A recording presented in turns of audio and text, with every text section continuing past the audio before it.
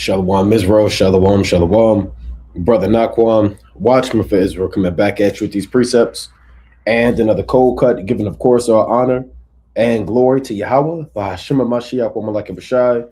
Double honors to the elect elders of the house of David that's been in this truth for decades and decades, patiently waiting and laboring for the second coming of our Lord Yahushai. A hearty, mighty Shalom to all of the mighty men of the Most High God who are out there in the highways and byways pushing this truth, magnifying the ministry, presenting their bodies as a living sacrifice, and enduring all things for the elect's sake. Shalom, shalom. Shalom to all of the men that may not be out there in the highways and byways as of yet, but they're working on it. They're getting built up in the spirit. They're praying. They're fasting. They're studying. They're being diligent, and they're abounding in the work of the Lord. Shalom, shalom. Shalom to all of the Aquath out there, the sincere sisters that are out there zealous, diligent and on fire, moving in the spirit of our righteous foremothers. Shalom to the ancient men. Shalom to the children. Shalom to the elect of Israel scattered abroad throughout the four corners of the earth. And hearty, mighty, all praise to Yahweh Shemel Shai, mighty Shabbat Shalom to everybody tuning in live through the spirit and power of Yahweh and his only begotten son, Yahweh Shai. Sweet Styles, Hoshaya 144K, Don Israel to Mead, Trisha Favors, Drivers, Dinah 144K, Brother Azariah, Shalom, King Kyoko Banyamyan, Nigel Blends, Benjamin Youngwolf, Shalom, Ephraimite Ak, Shalom, Praise Yahweh, Yazian Davy Yehuda Israel, Shalom Kings, HBK Lit, Yvette McKellar, Elder Daria Wash, Shalom, Quadan, and again, everybody else tuning in, and that will tune in, Lord willing. Black Swan events and the demise of Noph, right? Black Swan events and the demise of Noph. Through the spirit and power of Yahweh Shemel Shai, there's so much unfolding in the earth, man. I'm still watching these prophecies and tapping into the whistleblowers and looking at what the Most High is doing on a geopolitical level, what he's doing internally. You know, you got Epstein files being released. You have imminent war with Iran that can kick off, Most High willing, within the next 48 hours to the next week. You have all hell breaking loose. You got riots in LA. You have stock market crashing. You have shifts to digital currency. You have threats of an invasion. I mean, there's so many things that are happening at the same time. You got detention centers and concentration camps getting built up. You got people being moved into the 15-minute cities. You got the digital currency thing going on. I mean, there's so much going on in the earth that, if we hold our peace, then we will be going off, right? The servants of Yahweh Shemel Shai, we would actually be going off. The Most High told Ezra, let's go to 2nd Ezra real quick, chapter 15. So we're going to touch on Black Swan events and the demise of Noph, right? We're going to break down what those terms and or words mean. What is a Black Swan event, right? And what is Noph, and why is this titled The Demise of Noph? But first, we want to kick it off with 2nd Ezra, chapter 15 and verse 1. It reads, Behold, speak thou in the ears of my people the words of prophecy, which I will put in thy mouth, said the Lord, and cause them to be written in paper, for they are faithful and true. And that's our job. We have been commissioned by Yahweh, by Shemel Shai. We have been inspired by the Holy Spirit to stand up in the last days and to speak to the so-called Black, Hispanic, and Native American man, woman, and child of the house of Israel the words of prophecy. What is the Most High going to do on the earth? Right? How close is it for this prophecy to come to pass? Right? What's going to happen in Babylon the Great? Right? What's going to happen to the so-called Black man in America, the so-called Hispanic and Native American man?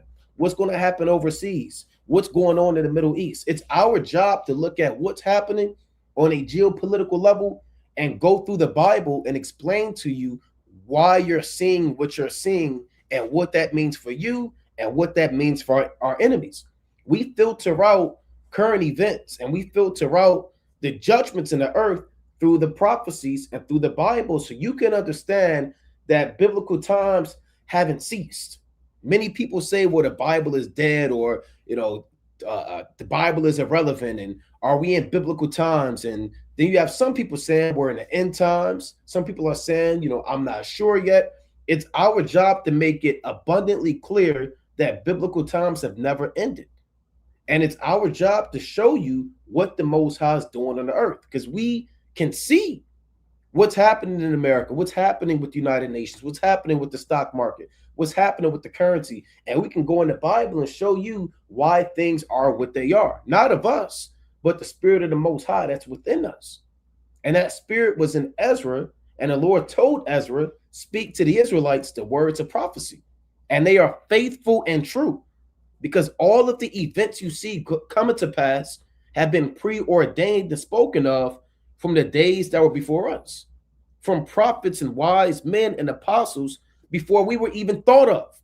These words are faithful and true. Every prophecy is happening, and every prophecy is going to continually happen until we get out of here, man. Everything is being checked off one by one, one by one, one by one. Wars, rumors of wars, troubles. I mean, we're just checking them off. These words are faithful and true.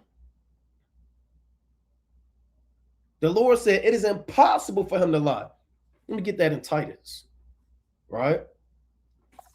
Let me get this in Titus chapter 1. The Most High said it is impossible for him to lie. Titus chapter 1 and verse number 1. Paul, a servant of the Most High and an apostle of Yahushua HaMashiach, according to the faith of the Most High's elect, right? And the acknowledging of the truth, which is after godliness, right? So this is according to the faith of the Most High's elect.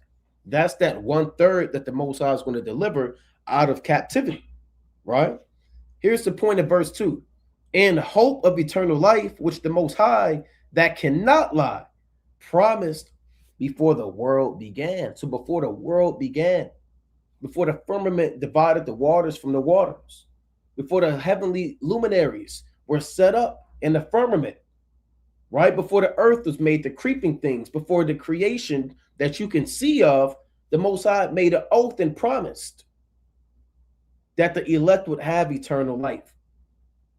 So he can't lie. So everything that's being set up is a building block and step by steps for us to get eternal life. The end game is us getting eternal life. And the Most High can't lie.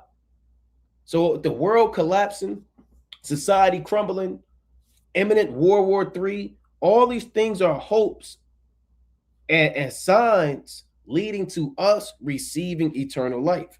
Now, we got a lot we got to get into, man, through the spirit and power of Yahweh Shemel Shah. So let me go back to 2nd Ezra chapter 15 and 3, right? 2nd Ezra chapter 15 and 3. Fear not the imaginations against thee, let not the incredulity of them trouble thee that speak against thee, for all the unfaithful shall die in their unfaithfulness. And we don't worry, neither are we scared about what these heathen plan on doing. Right now, as we speak, I mean, they've been doing this, but now it's more and more in the forefront. They're buying up these old warehouses and turning them to detention centers.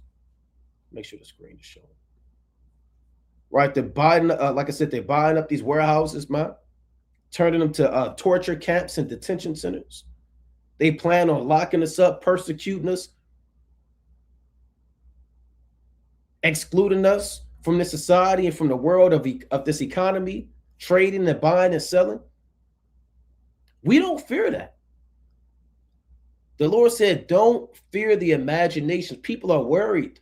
Is my family going to be okay? Am I going to be protected? What is the Most High going to do for me? What about my job? What about my money? What about this? The Lord said the Gentiles seek after those things. Last time I read in Matthew 6 and 33, it says, but seek ye first the kingdom of heaven and his righteousness, and all these things shall be added unto you. So we're not worried about anything carnal. We're not worried about man. Who the hell is man? The Lord said, cease ye from man, whose breath is in his nostrils, but whereunto is he to be accounted of? In Isaiah chapter 2 and 20 on down.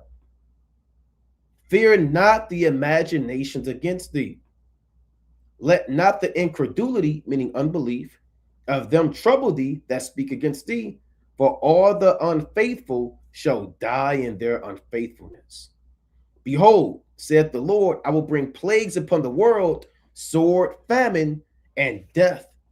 It's like your death and destruction. And this is what the Most High is bringing on the earth. The Most High is bringing a sword. He's bringing war, right? Again, we're going to see Most High willing, but Lord willing, Iran gets attacked. They're closing airspaces. Lord willing, Iran is actually conducting a joint drill with China and Russia. And they could close the Strait of Hormuz, which could lead to supply chain problems. You know, the Most High he has internal war brewing up in America. You have a famine coming up, you know, as this economy crashes. You got death through disease, pestilence, and you got destruction. And why is the Most High doing this? Many people can't seem to realize why the world is collapsing before their very eyes. I'm seeing posts and tweets of even Edomites saying it's the end of the world. They're saying, I saw a post that said America 1776 to 2026, rest in peace. These are the heathens saying that. You got even other nations saying what the globalist agenda is collapsing. You know, even people who aren't in the knowledge of the Most High, the Lord put some intelligence on them for them to even kind of understand what's going on. Now, are they going through the precepts? No. But even the cows know when it's about to rain. Even the cats know when it's about to be a storm. Even the beasts of the field understand particular matters. You know, the Lord tell you that in Job about the cattle that concern the vapor, and they can understand the elements and what's going to happen on the earth. So there are plagues that the Most High is bringing on the earth. These are plagues that you're living in. And why is the Lord doing this? Let's read on. For wickedness hath exceedingly polluted the whole earth, and their hurtful works are fulfilled. Homosexuality, murder. You just had the whole list of all these pedophiles that just dropped. Now they said that this list was like 1 million pages. That's wickedness, man. You have murders, usury, crimes against the sons of God, extortion, all types of just confusion on the earth. And the Lord said, enough is enough, man. Every nation has a particular threshold that the Lord, they have set parameters and they can't exceed. Once you reach the peak that the Lord allowed you to do, he set you up to do so much wickedness. Once you reach that peak, that's when the Lord laid a hammer down. And every kingdom has had to feel the wrath of the Most High. I'm thinking of a good amount of precepts right now.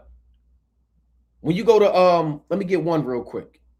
Let's go to Genesis chapter 15 concerning Abraham. This Genesis chapter 15 and verse 16. Here's what the Most High told Abraham. But in the fourth generation, they shall come hither again, for the iniquity of the Amorites is not yet full. So the Lord measures, like I got a cup right here, right? With stuff in it. Now, the Most High, he'll tell you how far you could go, how much sin you can pour into your cup, for lack of better terms. Once it reaches the brim, that's when the Most High removes you from power and rulership. So he said that the iniquity of the Amorites is not yet full. The Amorites were the people that lived in the land prior to Joshua, Caleb, and the rest of the Israelites taking that land down. Once those Amorites reached the peak of their sin, that's when Joshua was sent to destroy them. They have time to sin, to heap up sin upon sin, so the Most High can lay the hammer down. So that's why Second Ezra, it says their hurtful works are fulfilled. You know, let me get another quick precept. And Matthew 23. So America is done, right? America is done, and that there's no coming back, right? There's no coming back for Babylon the Great, and there's nothing that they can do to be able to save themselves from what the Most High is doing on the earth, right? I want to get this precept, right, through the spirit and power of Yahweh Shai. Right? Let me get this real quick. This is Matthew chapter 23 and 31. Wherefore, ye be witnesses unto yourselves, that ye are the children of them which killed the prophets. Right? This is Yahushua rebuking the wicked scribes and the Pharisees, right? He says, you're the men that killed the prophets back on the earth. He said, fill ye up then the measure of your fathers, right? So all nations have a particular measure that they have to fill up. Okay. Now that's why they say the average age of an empire is around 250 years. That's that rough measurement. And once you fill up that measurement again, that's when the Most High brings the hammer down. Right? Let's go to Job chapter 14 and verse number 5.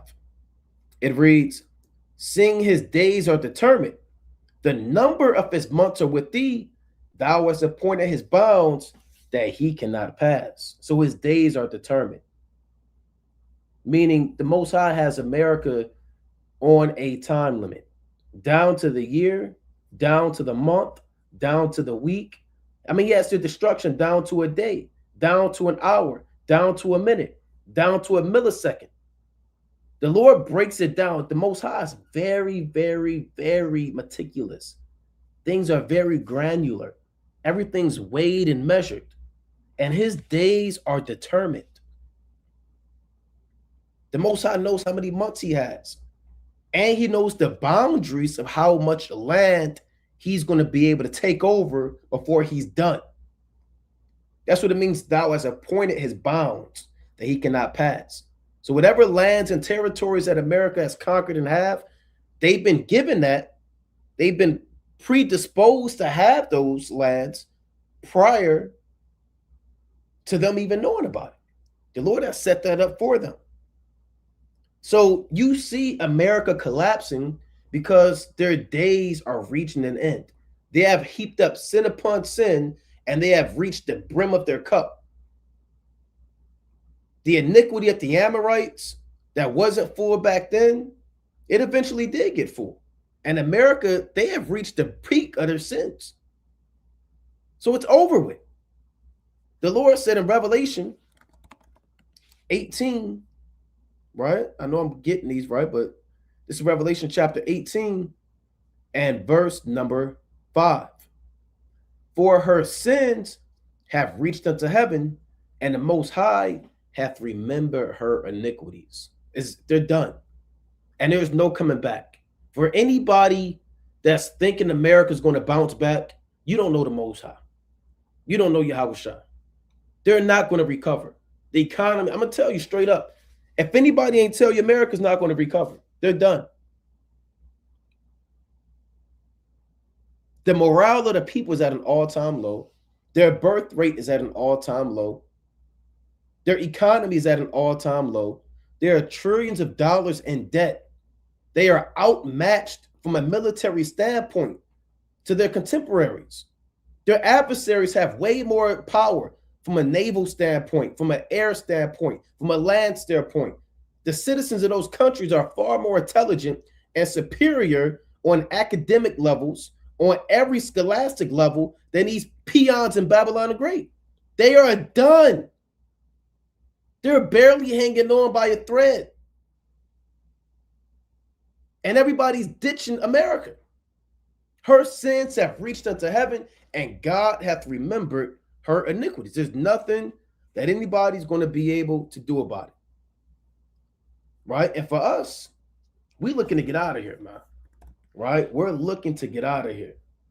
This is Jeremiah. We're not hoping and resting in America. We're not. Right? We're not hoping that the economy somehow bounce back. We know it's not. See, the Most High said, woe unto you that put off the day of the Lord. We're not here to put off the day of the Lord and, Lord, give me, 10 more years. I'm almost there. Almost have my dream job. Give me 5 more years. I'm on my way to success. We're not selfish. We don't want wickedness to continue just for us to fulfill our own diverse fantasies of vanity. We want the Most High to destroy this place yesterday. So I'm going to read this. This is Jeremiah chapter 45 and verse 4. Jeremiah 45 and 4. Thus shalt thou say unto him, the Lord said thus, behold, that which I have built, I will break down, and that which I have planted, I will pluck up, even this whole land, all of the banks, infrastructure, the economy, the land, the peace in the cities, everything that the Most High built up over here, he's going to break it down. Why? Why is the Most High doing this? Why is the world, again, crumbling? Why would the Most High build something up just to break it down? What did he say in Romans the 9th chapter, right, concerning Esau? Why is the Most High building up America just to break it down? Here's the precept. This is the book of Romans, chapter 9 and verse number 17. For the scripture saith unto Pharaoh, even for this same purpose have I raised thee up, that I might show my power in thee, and that my name might be declared throughout all the earth. So in Exodus, the Lord raised up that Egyptian empire to be the greatest empire to ever be on the earth.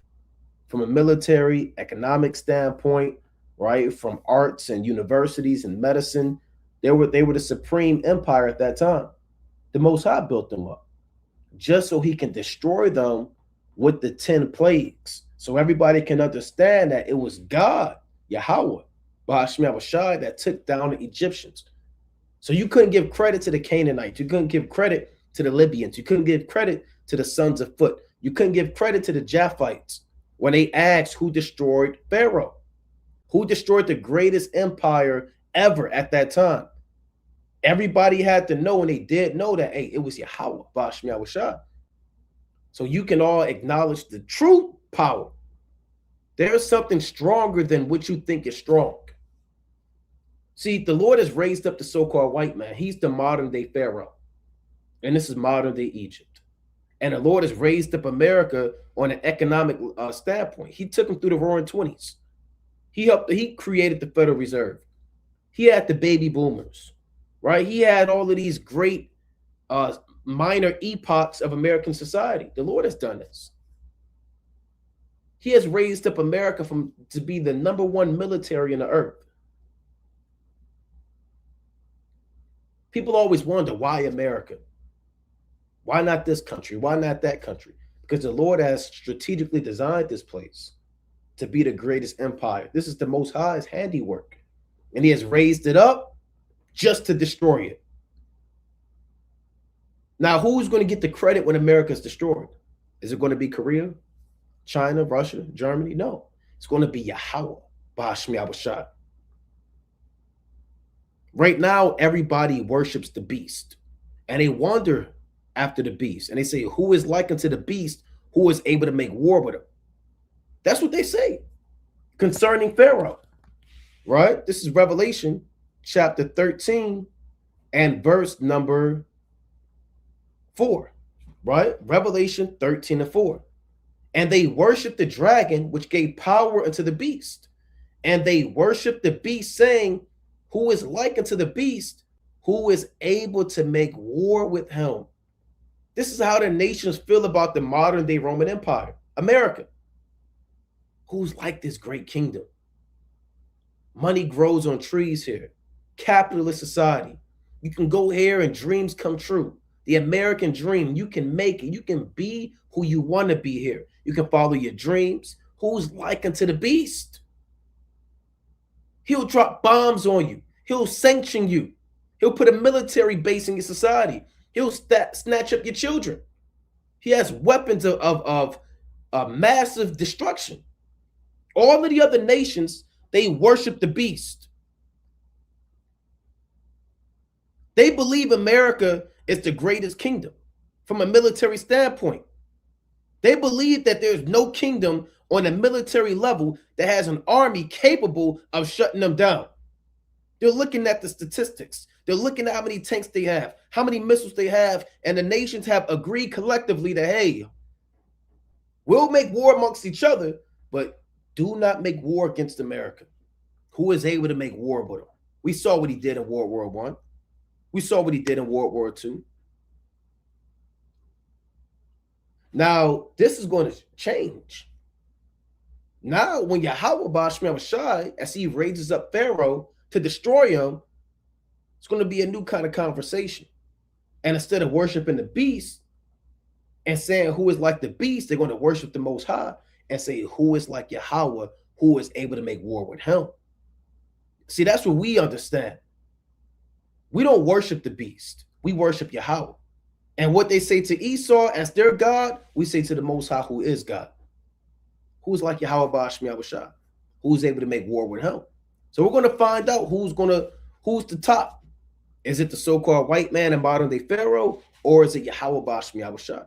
We know what's going to happen, but the world is going to have to see for themselves. And they're watching America collapse, and this is the Most High's handiwork. This is his doing. You know, even Elijah, right? Let me get to see. I have precepts written down that I wanted to go into, right? But these aren't them, but it's all the spirit of the Most High. Remember, what did Elijah say? Right? This is 1 Kings 18 and verse 20. And Ahab sent unto all the children of Israel and gathered the prophets together unto Mount Carmel. He gathered all the false prophets. Right? He gathered all of the false prophets. And Elijah came unto all the people and said, how long halt ye between two opinions? If Yahweh be God, follow him. But if Baal, then follow him. And the people answer him not a word. And that's what we said. If America be the Most High, if America be God, if you want to worship the beast and say who is like unto the beast, then follow him. If you want to get down with this system, accept the homosexual ways, be a partaker of this digital system, you want to bow down to Satan, you want to prosper in his kingdom, then do that. But if Yahweh be the Most High, then repent, put off your sin, and cleave to that which is good. Verse 22, then Elijah said unto the people, even I only remain a prophet of the Lord, but Baal's prophet are 450 men. Yet there's always more wicked men than righteous men. There's always only a remnant of righteous men. The Lord said, I have reserved to myself 7,000 men, which have not bowed the knee to Baal. There's a remnant according to the election of grace. The people of the world are a representation of the prophets of Baal. They're a representation of the wide gate, where Yahweh Shah said, many there be which go in thereat. Many false prophets, many people going astray, many people going on the left-hand side. Yahweh Shah said, but straight is the gate, and narrow is the way which leadeth unto life, and few there be that find it. So we represent, us in this truth, Elijah. We represent the prophets and the apostles and the men of the Lord. Yeah, we're outnumbered. There's more wicked. Christianity, world's number one religion. Islam, number two. Sinister men on the left-hand side. Rulers of darkness. We are completely outnumbered. But so what, man? We're outnumbered in the flesh, but we got angels. We got chariots. We got the Most High. We got Yahweh Shah. So I'm not going to read this whole chapter, but when you read this chapter, you know, and you're going to find out who's God. Is it Baal and what everybody else worships, or is it the Most High? And these last days, who's going to answer by fire? Who's going to answer by fire? Is America going to answer by fire? Or is Yahweh Basham Shah, is he going to answer by fire? Whoever answers by fire, let him be the Most High God. Right? And that's what Elijah said. Let's jump down to verse 24. And call ye on the name of your gods, And I will call on the name of Yahweh, and the God that answers by fire, let him be God. And all the people answered and said, it is well spoken. So let's see. When it's all said and done, when the credits are rolling, when all hell breaks loose, who's going to answer by fire? Right? The Lord tell you who's going to answer by fire. In Isaiah the 66th chapter, Psalms the 50th chapter, Revelation the 19th chapter, Ezekiel the 39th chapter, Revelation the 20th chapter, we know the answer. So we're going to cleave unto God, the Most High. The people who still want to follow this world and this system, they're going to call on those gods. They're going to trust in the so-called white man, but they're going to find out something that we already know. So you have a major Black Swan event coming. For brothers that don't know, this is a Black Swan event, right? A Black Swan event is an event or occurrence that is extremely difficult to predict, right? An event or occurrence that is extremely difficult to predict. So you may have a normal week, a normal year, day by day, things are in the norm, nothing, too strange. Then all of a sudden, the Twin Towers are exploding. That's a Black Swan event. All of a sudden, there are lockdowns or shutdowns. You got to be 6 feet apart, right? People got to, it's a mandatory law for you to be able to get the thing inside your arm, right? That's a Black Swan event. Financial crisis, recessions, those are Black Swan events. Black Swan events are, the quick history behind it is everybody believed at one point in time that all swans were white, right? All swans were white. That's what Esau thought. They thought they knew everything. So they went to Australia and they said, hold on now, there are Black swans. So we have to always understand, this is what they said, we have to understand that things that we thought we knew, we don't always know. And anything can happen to change our course of understanding. That's a Black Swan event, right? Now, I'm going to read this real quick. What is a Black Swan event? A Black Swan event, a phrase commonly used in the world of finance, is an extremely negative event or occurrence that is impossibly difficult to predict. In other words, Black Swan events are events that are unexpected and unknowable. The term was popularized by former Wall Street trader Nassim Nicholas Taleb, who wrote about the concept in his 2001 book, Fooled by Randomness. But he's not the one that came up with it. He just made it popular. But again, these are extremely negative events that people can't predict. And the devil, the so-called white man, right, Esau, what he does is he strategically creates a roadmap to his new world order. And he creates different events and pushes them out on the public. Now, to the public, these are Black Swan events. They didn't know that, 9/11 was going to happen. Which led, and these Black Swan events, usually all of them are controlled and they're all designed by the powers that be, these elites.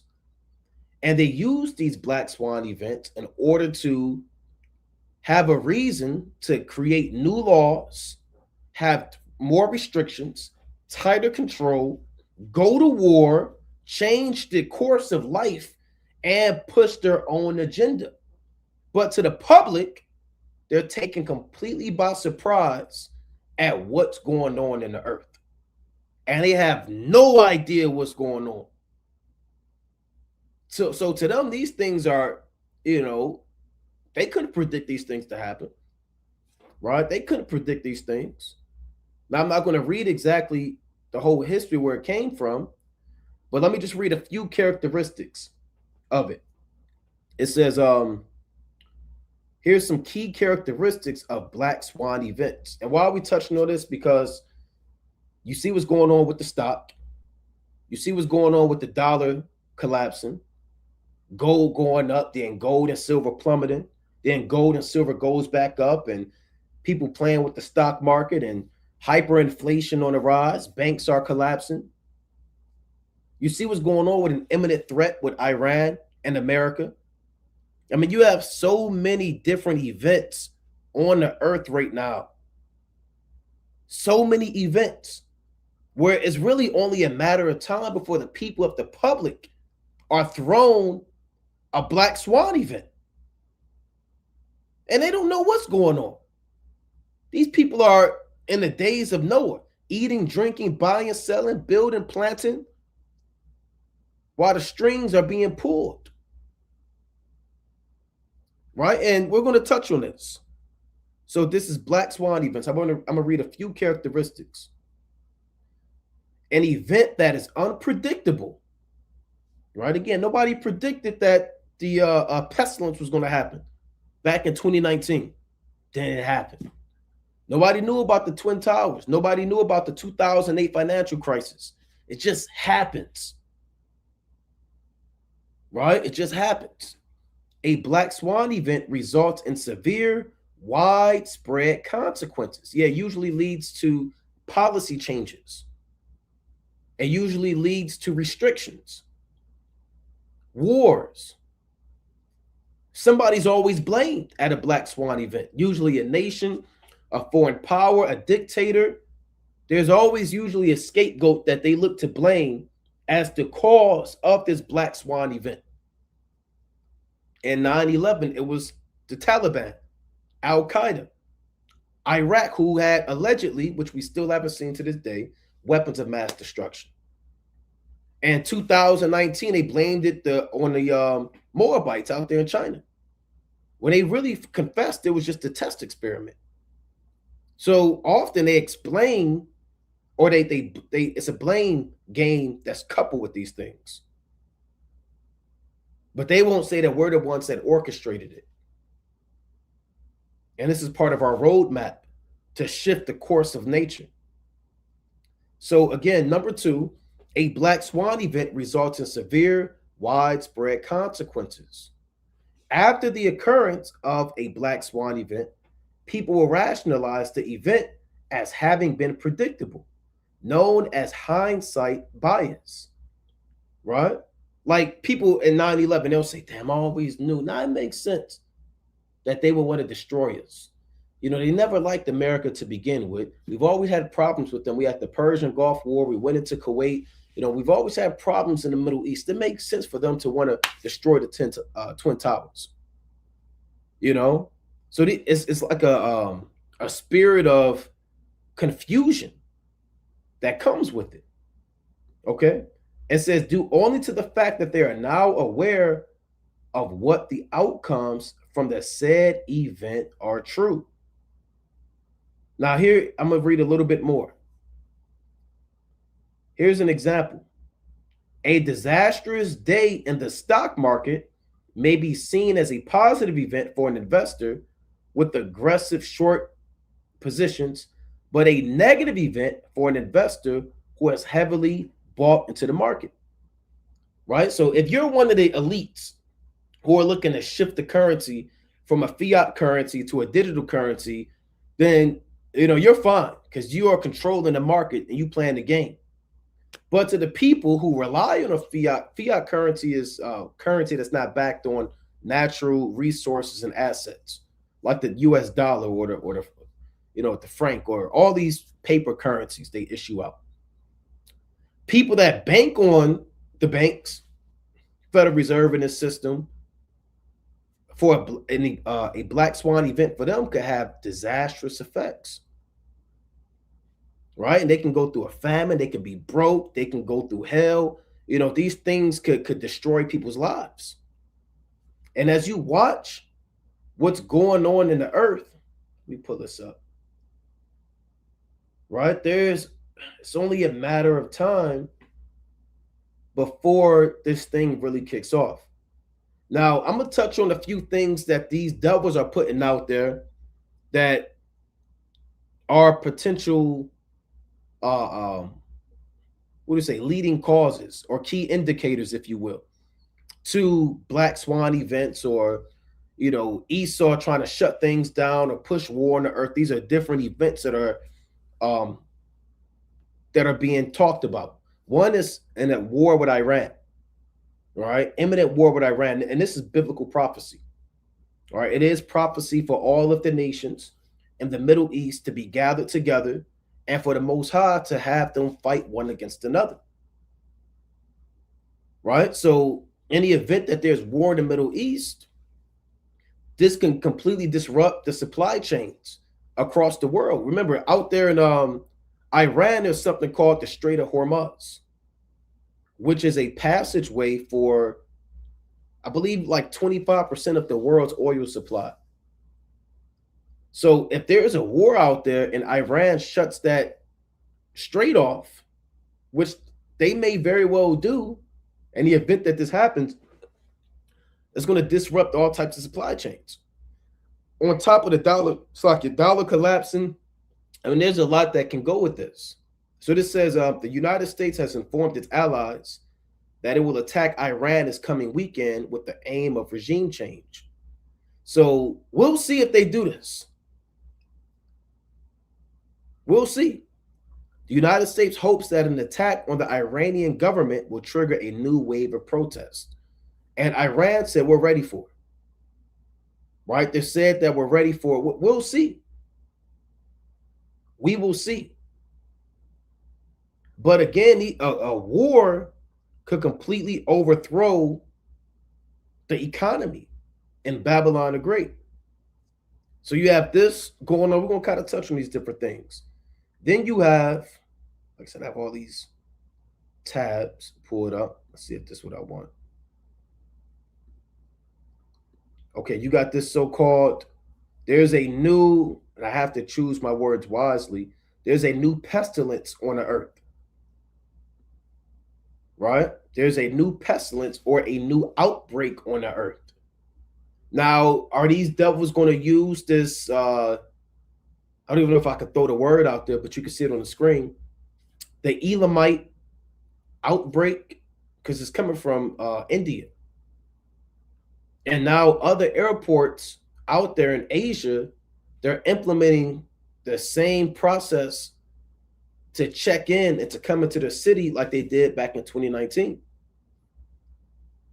So, we're watching to see, is this thing going to spread, and are they going to use this like they did the other pestilence back in 2019? We don't know. Right? You got war that can kick off and that can lead to a chain of events. You have outbreaks that they're saying could kick off that started in India, now is spreading.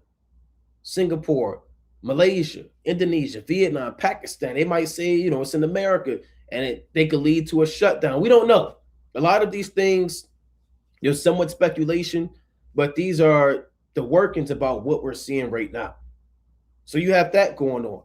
Then you also have, now check this out. Look at these devils, man. They're running out of ideas, right? Check out what they said. The Bank of England must plan for a financial crisis sparked by aliens. They're running out of spades, right? They're running out of spades. They done spent the big joker, little joker. The deuce was high. That got played already. Aces are off the table. It's a spades analogy. You brothers, I understand. Now they just fishing. Now they're saying the Bank of England must plan for a financial crisis sparked by aliens. This is what they want the people to believe. And guess what? People are going to believe it. The people, in fact, they do believe it because they don't believe in the Most High, and the media spoon feeds them and influences them on what is truth and what is not. So, people are buying into this. People are really buying into this. I mean, look at this madness. So now when there's a financial crisis, they got Project Blue Beam, or they're going to blame it on the damn aliens, or they're going to blame it on Iran, or they're going to blame it on the disease. And us, we're just sitting back waiting and watching. So this says again, Bank of England must plan for financial crisis sparked by damn aliens. A former analyst at a central bank has urged Governor Bailey to put contingencies in place to prevent collapse if alien life is confirmed. Right? And I'm not going to read this whole thing, but check this out. It reads the Bank of England must plan for a financial crisis being triggered by an official announcement confirming the existence of alien life, one of its former policy experts has claimed. And they're saying this could actually lead to an overthrow. When you look it up, they say, yeah, people are going to panic, stocks are going to go shifting, and all these things are what's the word I'm looking for? It's just propaganda, right? But people really believe this. Helen McCall served as a senior analyst in financial security at the United Kingdom Central Bank, preparing for events that could impact the economy. Because again, these doubles, they're conjuring up different ideas that will appeal to the masses of the people, that will justify themselves in completely destroying this economy with the currency that they currently have and making a new currency with what they would like to do. So they need a reason to overthrow the current state of the economy. So that again, that's why they have that disease that's coming back all of a sudden. That's what they have. They want to get the war with Iran going, right? They want to have these different. Okay, there's an invasion going on. These are the minds of these devils. It reads, she has now written to Andrew Bailey, the bank's governor, urging him to organize contingencies for the possibility that the White House may one day confirm we are not alone in the universe. McCall, a Cambridge graduate, believes a declaration of that magnitude would send shockwaves through the markets and could trigger bank collapses and civil unrest. And we'll see. I mean, shoot, anything to call. We're rooting for Esau telling the people that they're aliens. We're rooting for them telling them that, and we want to see what becomes of that. Right? We want to see ourselves what becomes of that. And again, we're watching. We're doing a waiting game right now, watching these prophecies unfold. We don't want anything out this world but for it to be destroyed. I want to get this precept I was holding real quick in Jeremiah. Right? This is Jeremiah 45:4 again. Thus shalt thou say unto him, the Lord said thus, behold, that which I have built will I break down, and that which I have planted I will pluck up, even this whole land.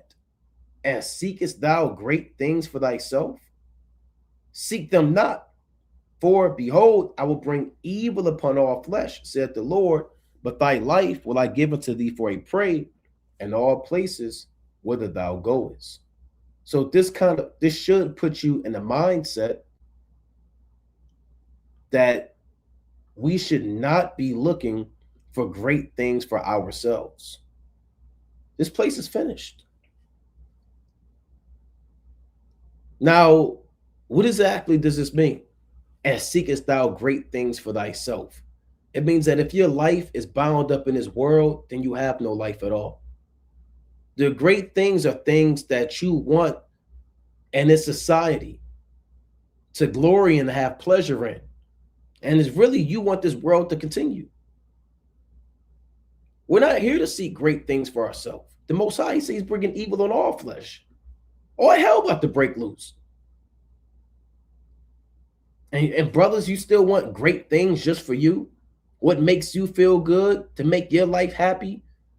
So you can prolong your days in this strange land? The Most High is about to shake this society up, man. And brothers have to get their minds right. Get your minds right. So you see, let me pull this up real quick. Hold on, before I get that, what I have. Okay, this is one. So right now, believe it or not, the United Nations, which consists, I believe, of 193 nations or so, right? They put out there, they said, we're done. They said, stick a fork in us, we're done. They said there's an imminent financial collapse coming. This is the United Nations. How does the United Nations have a financial collapse? This isn't just a small country out there in the middle of nowhere who printed out too much money. This is the United Nations. They said we're done. And this is all set up by these elites anyway. But there's a financial collapse coming. This is what they came out and told you. Right? Now, this says United Nations, this 13 hours ago, risk imminent financial collapse. And that's the spirit on the earth right now. There's a spirit of financial instability. If I'm not mistaken, maybe like 12 hours ago, there was a bank, I believe in Chicago, Illinois, somewhere in Illinois that just failed. It's finished. And what they're saying now is there are more banks that are going to collapse. Esau is pressing the self-destruct button in America, in England, all over the world. He's imploding on the modern day financial system. He's destroying, he's ripping it, chopping the head off.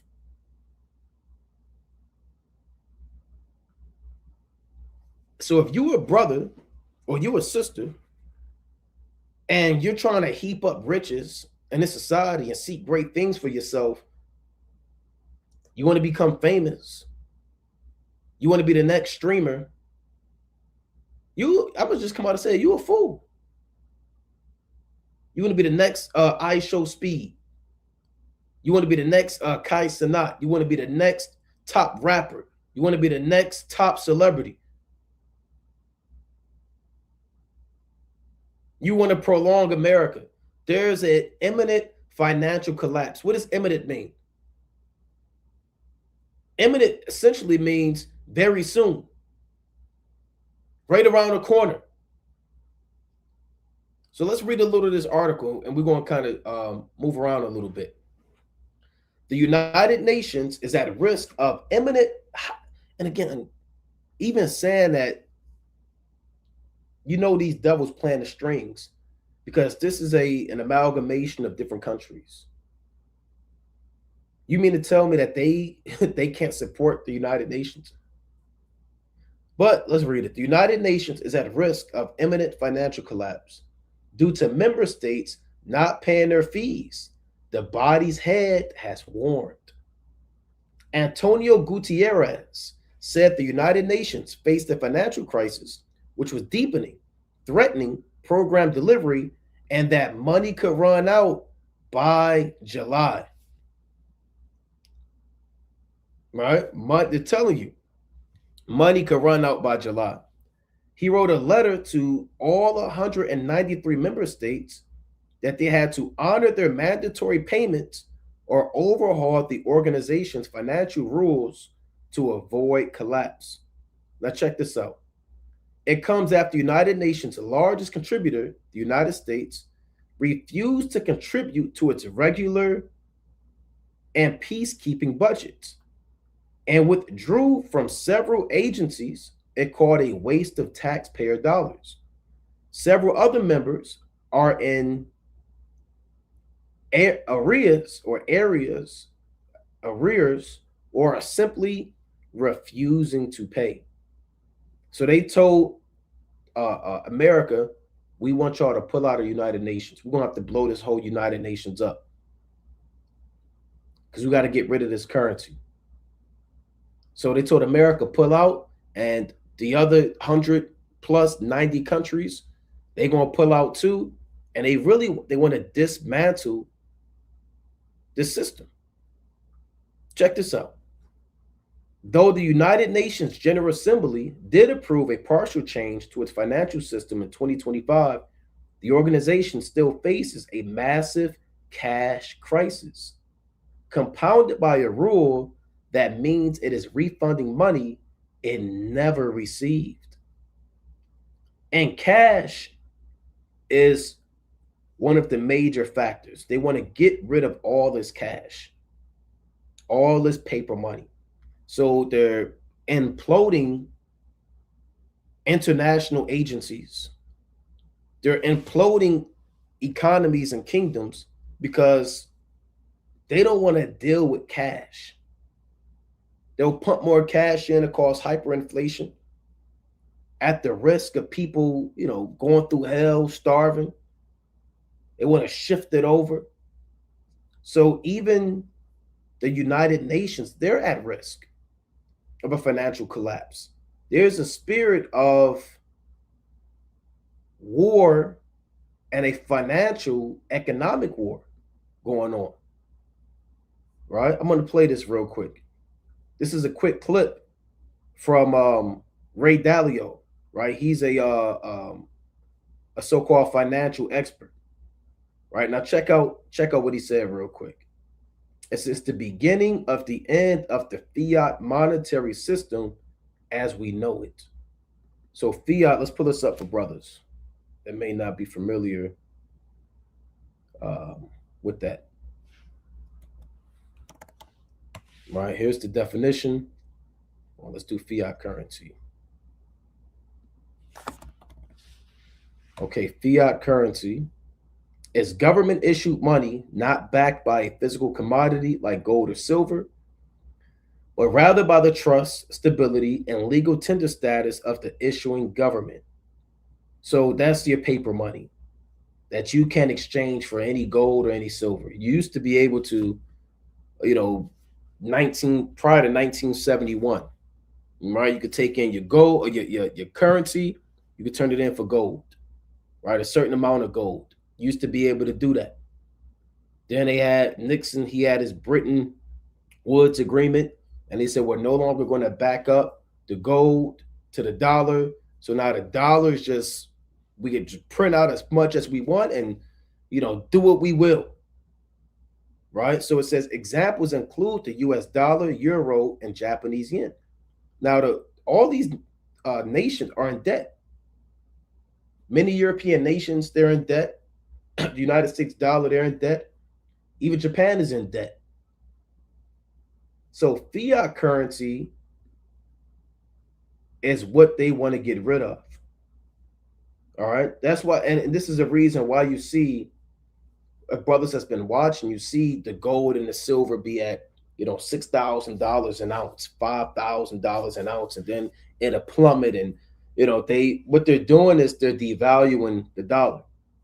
Right. And the dollar that you know of is about to be worth absolutely nothing. It's going to be worth absolutely nothing. This dollar is about to be how the dollar was in Germany. How it was in Venezuela, how it was in, I believe, what was that? It was a Hamitic country somewhere in Africa, where the paper money is just worth nothing. So they got fiat currency and you got cryptocurrency. One is physical, the other is digital. One is issued by governments, the other one is still issued by governments, but they say it's computers. One is centralized, the other one could be centralized too. Right? That's why you have something central bank digital currency. Unlimited supply, limited supply, unseizable, restricted by borders. So really the only difference between that and fiat currency is the fact that one's digital and one's physical. They're both issued by the government. They'll both be centralized, and they both have restrictions and are seizable. So I'm gonna play this clip about that, what that Edomite said. And Esau,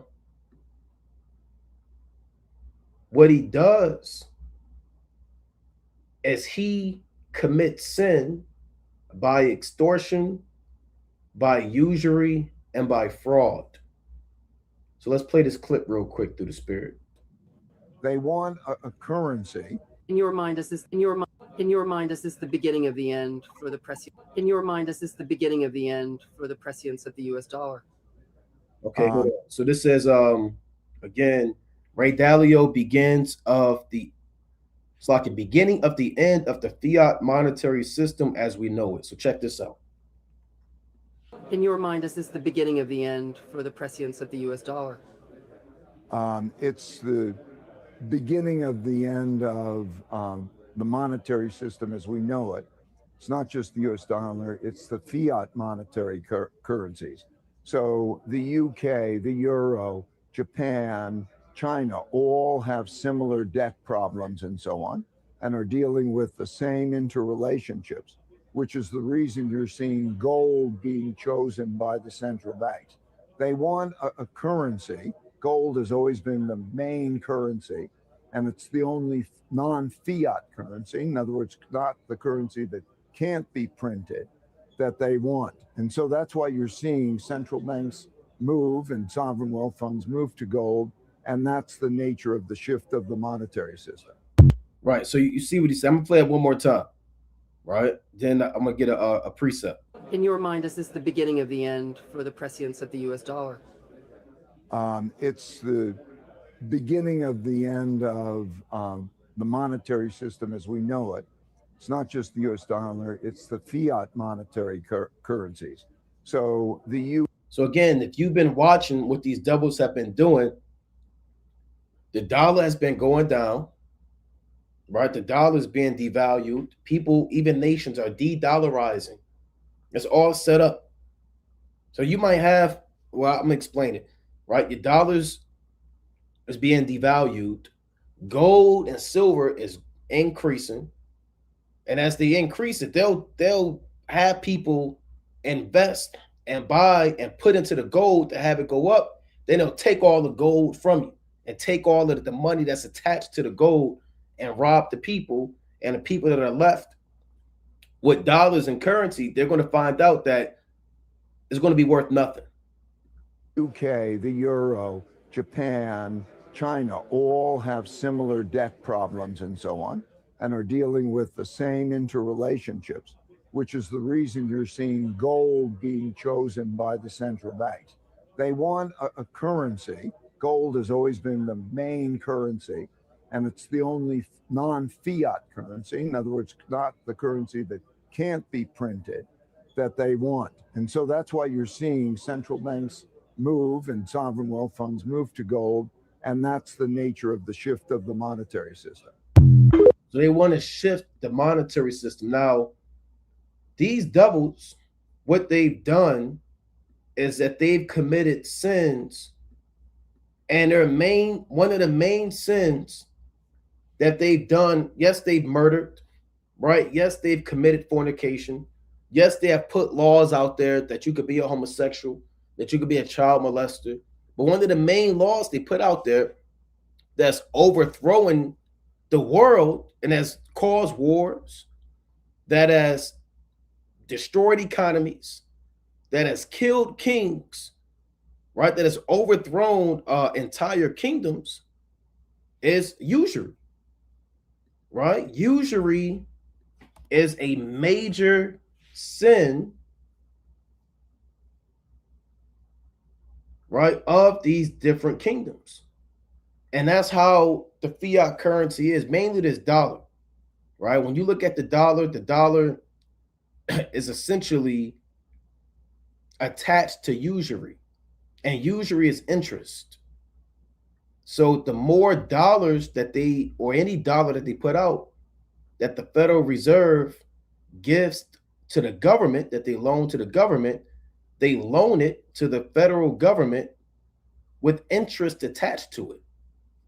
So they put the American government in debt by accepting currency that's printed out of thin air. And the currency isn't attached to any gold or silver. They're just printing it out, giving it to the American government. You got the money, you inherit the debt.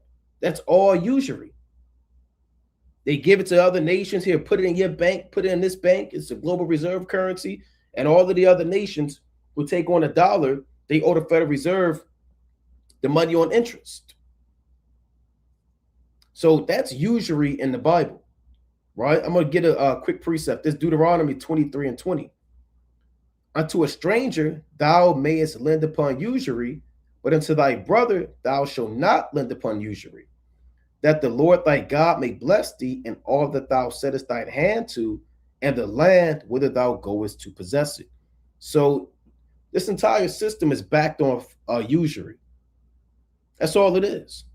It's a never-ending cycle of bonds and loans, and America is receiving loans from the Federal Reserve, and they're printing out the money, and it's causing inflation, and it's a bunch of confusion and madness.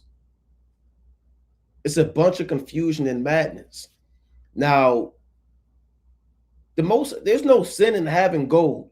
There's no sin in having money. Like I was talking about at camp today, Abraham had wealth. Isaac had wealth. Jacob, Job, David, Solomon. Many of our fathers had wealth. Even Simon, he had gold. But there are laws that essentially, Slakia, tell you how you're supposed to handle, wealth and money. And these America and these societies are collapsing because they're not using gold and silver and money the way that it was intended. This is Genesis chapter 13, intended to be used. This is Genesis chapter 13:1. And Abram went up out of Egypt, he and his wife, and all that he had, and Lot with him into the south. And Abram was very rich in cattle and silver and in gold.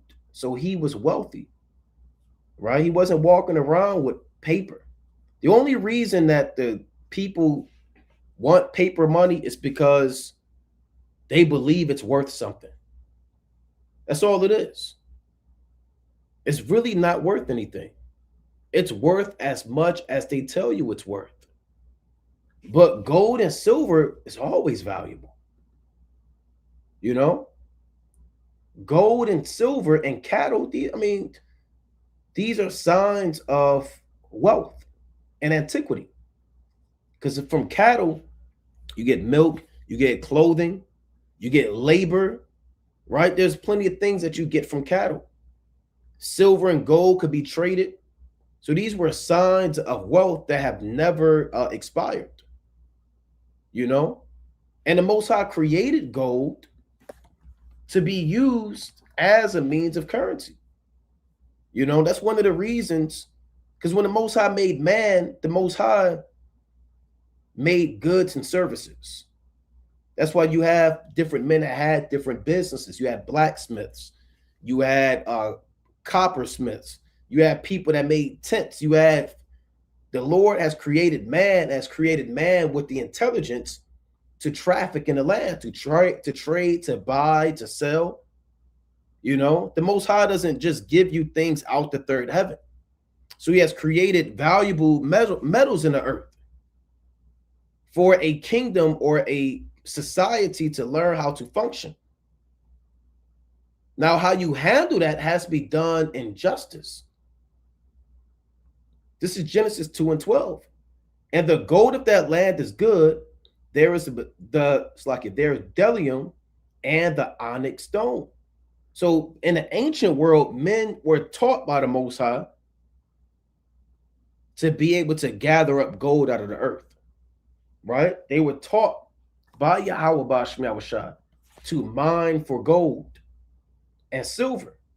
And that would be used as a means of trade and as a sign of wealth and as a means of exchange of goods and services.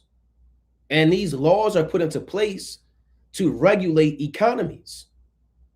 Now the so-called white man, he doesn't keep any laws of finance in the Bible. And yes, the Bible talks about the laws of financial transactions. What is permissible, what is not permissible. But what America does and these other elites do is they violate every law in the Bible, and they're into usury, extortion, and all types of sin. This is Job 28:1.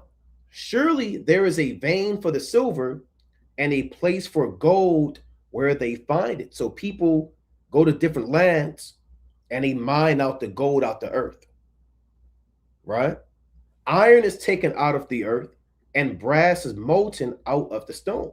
Remember, Tubal Cain, he was an artificer of brass and iron. So the ability of mining precious metals out of the earth, it goes back to the sons of Cain. Tubal Cain is the first man that is known to have knowledge to mine out gold and silver and to make weapons and to create a business, you know. And that became a thing. It became a major move for the creation of the Most High. When Tubal Cain was doing it, he was making weapons and all types of things. So they was taking iron out of the earth. They was taking brass out of the earth. Let's read on in Job 28:3. He setteth an end to darkness and searcheth out all perfection. That's a man that's mining in the earth, right? He's in darkness. He's searching out perfection, looking for rubies and gems and gold and silver. The stones of darkness and the shadow of death. The flood breaketh out from the inhabitant, even the waters forgotten of the foot. They are dried up and they are gone away from men. And these are things that can happen when you're mining. Floods could break out because there's water under the earth. So if you're digging in the earth, waters could come out and could kill you. The mine could collapse. People die. There are dangers that happen with mining out of the earth. I'm going to get two more. As for the earth, out of it cometh bread, and under it is turned up as it were fire. Because you have pressure and fire under the earth that makes diamonds and gold. The stones of it are the place of sapphire, and it hath dust of gold. So the gold that Abraham had, the gold that Job had, the gold that Solomon had, it was extracted out of the earth. And how you dealt with that gold and silver is it was done by weight. You would weigh it out. You didn't say, okay, here's $100 bill, here's a $50 bill, here's a $20 bill, here's a $10 bill, here's a $5 bill, here's a $2 bill, here's a $1 bill. No. True money is weighed. You get to a point when you start weighing your gold and silver, that's how you're dealing with true wealth. And you don't think these devils know that. These are things that we were supposed to learn growing up, how a true biblical economy is supposed to start and how it's supposed to flourish and how trade and traffic is supposed to happen. You know, now we're just taught to get money, survive. And I mean, we have no financial literacy. We have no biblical financial literacy. But the laws of the Most High are more than eating pork or not eating pork. All right, the laws of the Most High are more than not eating shrimp, crab, and lobster.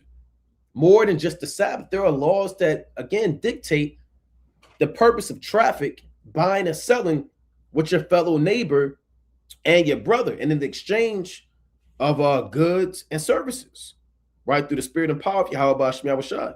Right, let's go to Leviticus.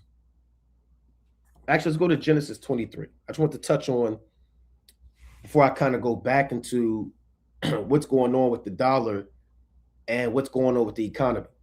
This is Genesis chapter 23 and verse 25. I'm just like in Genesis 23 and 15. This is Abraham, and Abraham wanting to bury Sarah after Sarah died. Right? She died, and Abraham wanted to bury her. Now, this is Genesis 23 and 15. My Lord, hearken unto me. The land is worth 400 shekels of silver. What is that betwixt me and thee? Bury therefore thy dead. So men had land, and the land cost a particular weight of silver. Right? That's what he said. I need 400 shekels of silver. And he said, there's really nothing between me and you. Just bury your money. And bury your wife. And Abraham hearkened unto Ephron. Ephron is the one that owned the land. And Abraham weighed to Ephron the silver which he had named in the audience of the sons of Heth. 400 shekels of silver, current money, with the merchant. So he's taking out the silver and he's weighing it, and he's calling out the weight as he names it, so everybody can hear how much it costs and what he's paying. Now, this is where you get the word currency from, right? It says current money with the merchant. The word currency goes back to the word current, which means to flow, because money flows from one individual to another. It circulates like water circulate, and waters go from one place to another and they return back to the same place again. That's in Ecclesiastes, the first chapter. All the rivers are not full. Let me get that real quick, right? Because of the current and because of the cycle of the water. Ecclesiastes chapter 1 and 7. All the rivers run into the sea, yet the sea is not full. Unto the place from whence the rivers come, thither they return again. Yeah, you might deal with currency. You put $5 into the market and go from that brother to that brother to that brother to that brother to that stop to that shore to that marketplace to that movie theater to this place. Then it come back to you, right? It's like a current. It's like waters, right? To flow. It flows from one person to another. So he had current money with the merchant. Here's let me pull this word up, the etymology of currency. Okay, let's pull this up through the spirit. It reads currency, condition of flowing. See that? A sense now rare or obsolete from Latin currents. Present participle, it means to run. The state or fact of flowing from person to person. That which is current as a medium of exchange, money. So the gold and silver is a medium of exchange that flows from one individual to another individual. That's why it's called flowing. So Abraham had the current money with the merchant, and he weighed that out in the audience of all the people. Now you weighed your stuff, your gold and silver, in the balance. And that's why I had this pulled up, just so brothers understand. I'm not going to go through everything on this. I just want to touch on the balance that he had. So you would have your gold and your silver, right? And you would weigh it in a balance. And you had to have the appropriate amount of weight. And then in the ancient world, we had different measures of weight. Like now you have ounces, you have pounds. People weigh stuff. You got kilos, you got tons. There are many different levels of currency. I'm not going to go through every one, right? But you can read about a gira, a beka, pim, a shekel. Read about shekels in the Bible, mina, and talents, right? So these are different weights of your gold and your silver, right? And then later in time, they would change to coins and faces on them, with the Romans and the Greeks. They were really the first ones to do that, right? But again, these are different weights of measurement in the ancient world. This was the first form of currency. You have to weigh it out. Everything was weighed. Let's go to Leviticus 19 and 35. And it's very deceptive to give somebody a sheet of paper money and tell you that one sheet of paper money is worth more than the other. Because you can't prove that. They're both made of the same material. They both weigh the same. So Esau's whole system is built on deception. And that's why his kingdom's going down, because this devil, he created a system full of sorcery and confusion. This is on Leviticus 19 and 35. Ye shall do no unrighteousness in judgment and meat yard in weight or in measure. So distance, how things are weighed, how things are measured, has to be done in order. They have to be done in order. Just balances, just weights.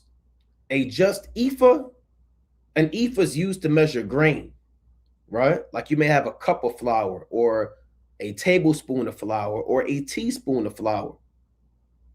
So the ephahs were used to measure solid grains, right? You will have your barley, you will have your wheat, you will have your flax, and then you will put it in ephahs.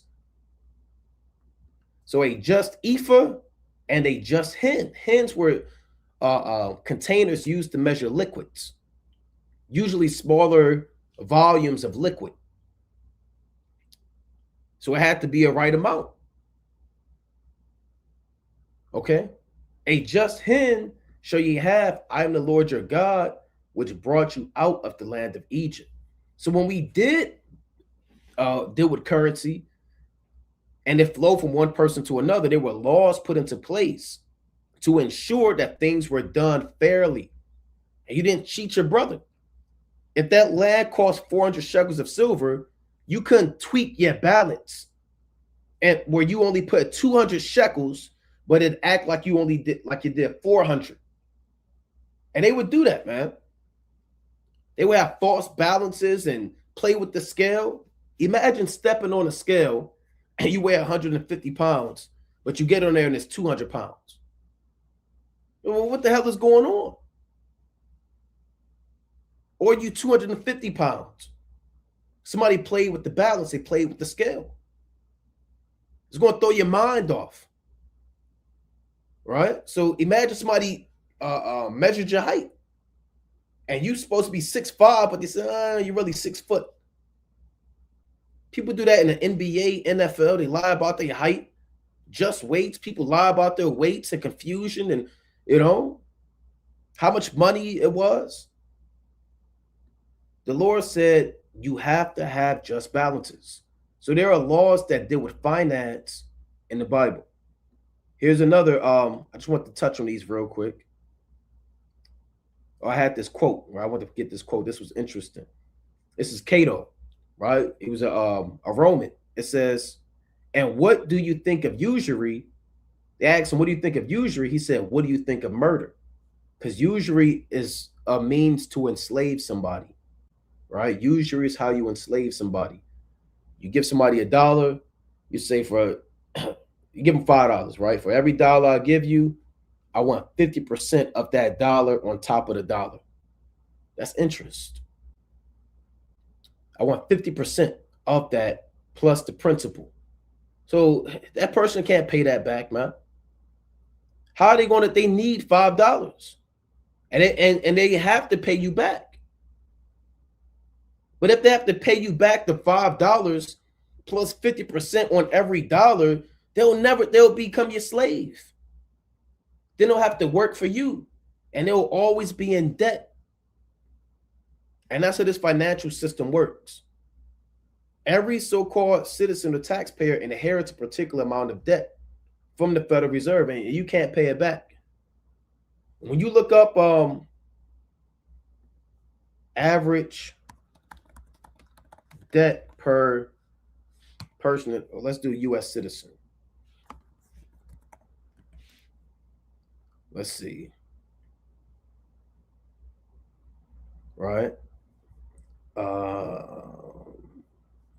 Let's do debt clock, right? This is the United States debt clock in real time. I believe they're like $37 trillion. Look at this.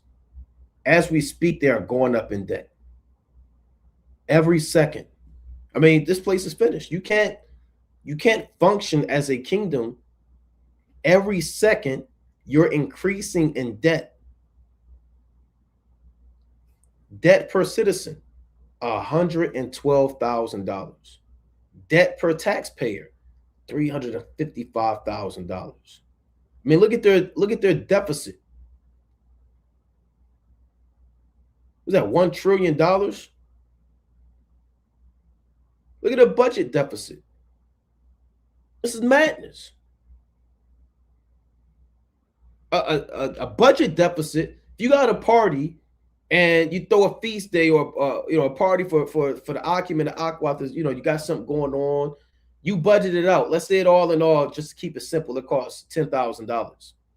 You budget things for $10,000. How much the table's going to be, chairs, food, lights, decorations, whatever, right? It costs $10,000. Let's say you actually spend $15,000. Now you got a problem. Now you got a $5,000 deficit. You budgeted for this, but your actual was this. Your budget was $10,000. Your actual spending was $15,000. So you got to figure that out. How are you going to cover the difference of the $5,000? You got to figure out where you're going to get that money from.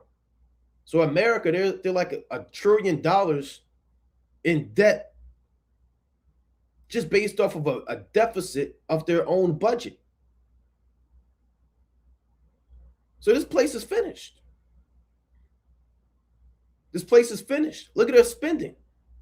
They're spending more than they get. If I can only spend $10,000, imagine me spending $20,000 every month. Nobody can sustain that. Then I say, okay, I need more money. Let me print out more money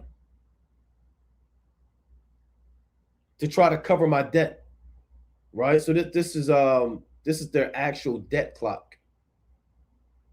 And look at this. Hold on, let me go down. Look at this. Debt and interest. What is this? $6 trillion in debt?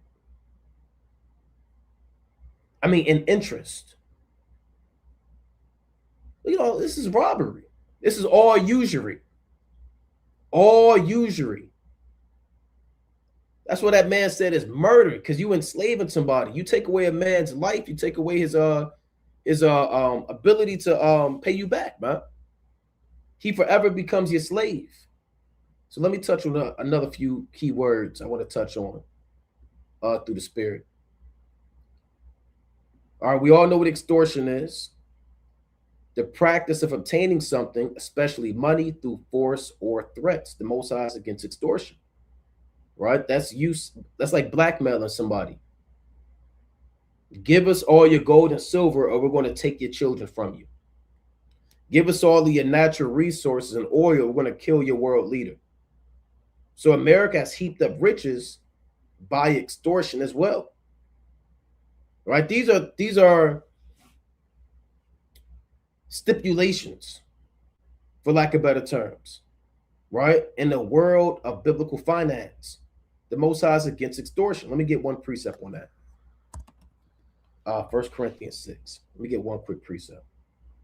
1 Corinthians chapter 6 and 10.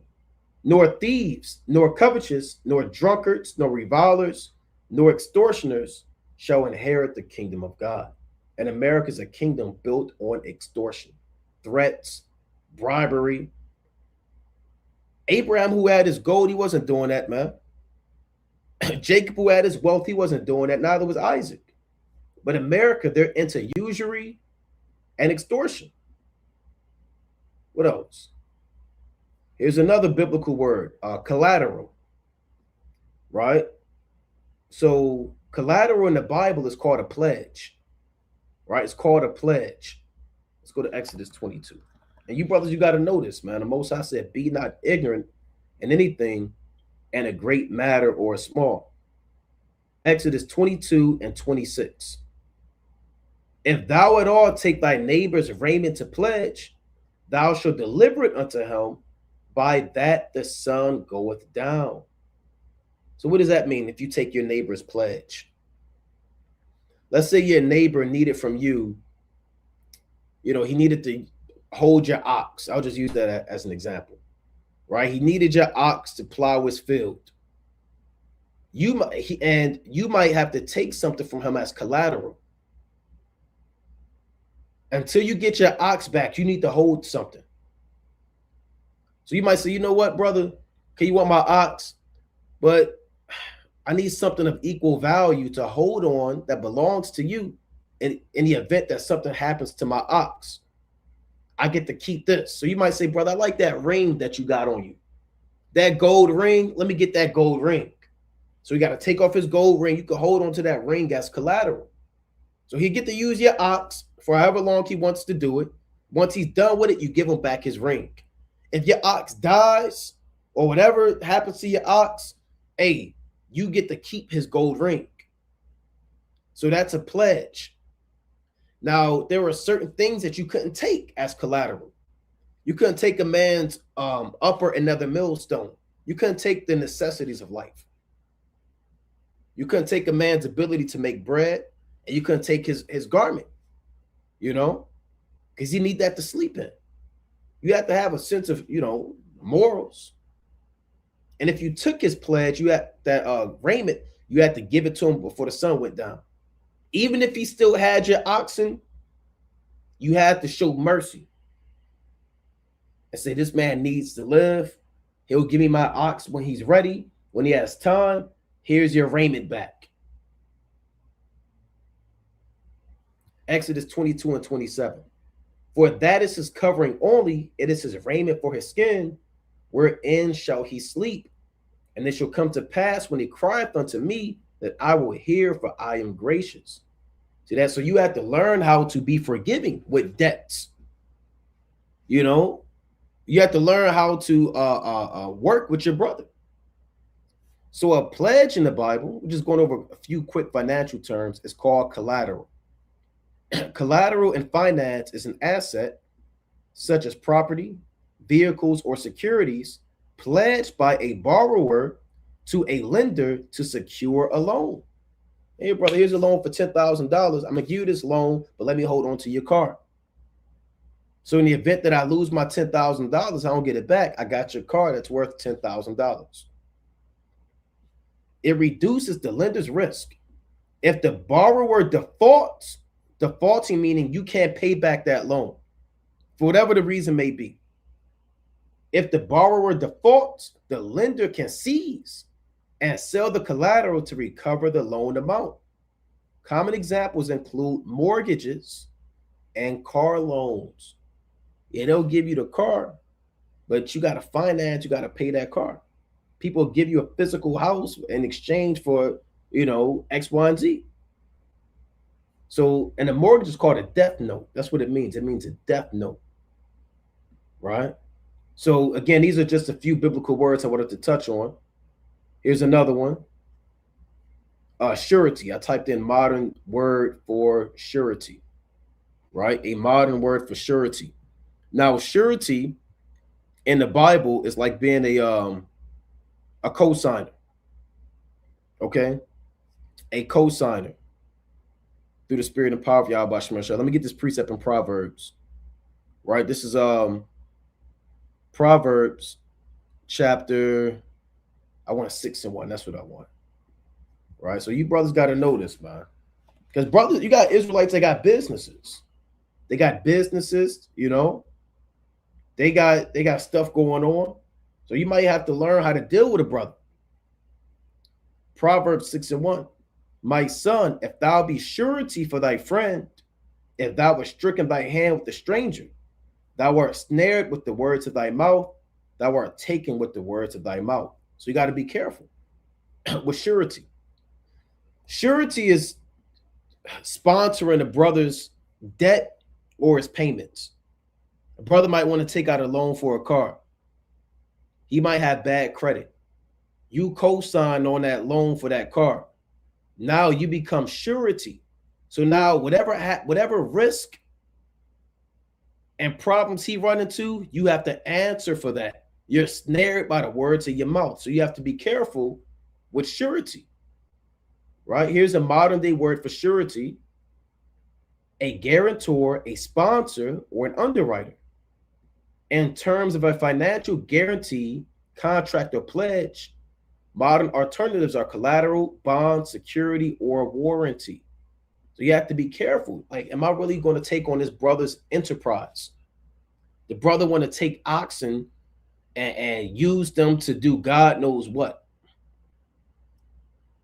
Maybe that's not something I want to sign off on. I want to sponsor. I want to be a partaker of. because I become responsible for whatever happens to that man, right? So that's called surety. So those are different words that, brothers, you want to familiarize yourselves with when you understand how this economy works. And you'll begin to put two and two together and see, hold on, these are the sins of this American economy. Usury, extortion, misuse of collateral and pledges and loans and debts. You know, even the law tell you, let me get one more real quick in Deuteronomy before I dive back into these tabs I had, these current events. This is Deuteronomy chapter 15 and 1. At the end of every 7 years, thou shalt make a release. So whatever debt that a brother owed you, at the 7th year, you have to cancel that debt and forgive him. Doesn't matter if he still needed to pay you $50 more or $25 more, you have to release that debt. So-called white man don't do that, man. Right? He'll call you collections. He'll keep that on your credit score. Some of it is for a period of time. The rest of that stuff be there for damn decades. So these are laws that he's breaking. It ain't just Esau murders. It has a white Jesus. He's breaking every law of justice in the economy that the Most High created. Right? It says, at the end of every 7 years, thou shalt make a release. And this is the manner of the release. Every creditor that lendeth aught unto his neighbor shall release it. He shall not exact it of his neighbor or of his brother, because it is called the Lord's release. Right? A creditor is somebody who gives out a loan. Right? You loan out a brother $10,000. The 7th year, you got to release it. You can't ask for it again. You can't demand it. Hey, look, man, you still owe me $2,000. That's what this means. He shall not exact it of his neighbor. He got to let it go. Verse 3, of a foreigner thou mayest exact it again, but that which is thine with thy brother, thine hand shall release. So an Edomite, if he owe you $50 and he ain't pay you in them 6 years, that 7th year, guess what? He still owe you $50. Esau can't say, well, hold on now. Let me get my money right. You know, it's the year of release. You got to forgive me. No, you're an Edomite. Pay up. Hey, but your brother, you got to forgive your brother. So we had creditors in the ancient world. We had credit. We had no credit score. You know, we wasn't like this damn devil who holds on to grudges and, you know, your name was your credit score in the ancient world. You either had a good name or a bad name. You either owed people a whole bunch of stuff or you didn't. People knew you. People talked. So your name and your reputation that preceded you was your credit score. And your ability to loan, a brother wasn't going to loan you money if you wasn't going to pay him back. Right, let me get this other quick precept. I believe this is in Ecclesiasticus 29. And you got brothers, you got family like that, man. You know you're not going to give them no money because they're going to misuse it and do God knows what with it. This is Sirach chapter 29 and verse number 2. Lend to thy neighbor in time of his need, and pay thou thy neighbor again in due season. So if a brother loaned you $50, pay him back. Stop abusing the fact that y'all are both Israelites. Oh, he an Israelite. He don't need that money. We all serve Yahweh Shemi Shah. Hey, brother, okay, that's true. Now what? Give me that money back. I need that, man. I didn't have that 50. And you brothers, man, stop being so shy. If a brother, now you can forgive a debt, but if you need that money, say something. And we in the real world, man. Everybody got to pay. Everybody got to eat. A lot of brothers are too shy. Brother damn burned your house down. He rammed it to the back of your car. Hey, say something, man.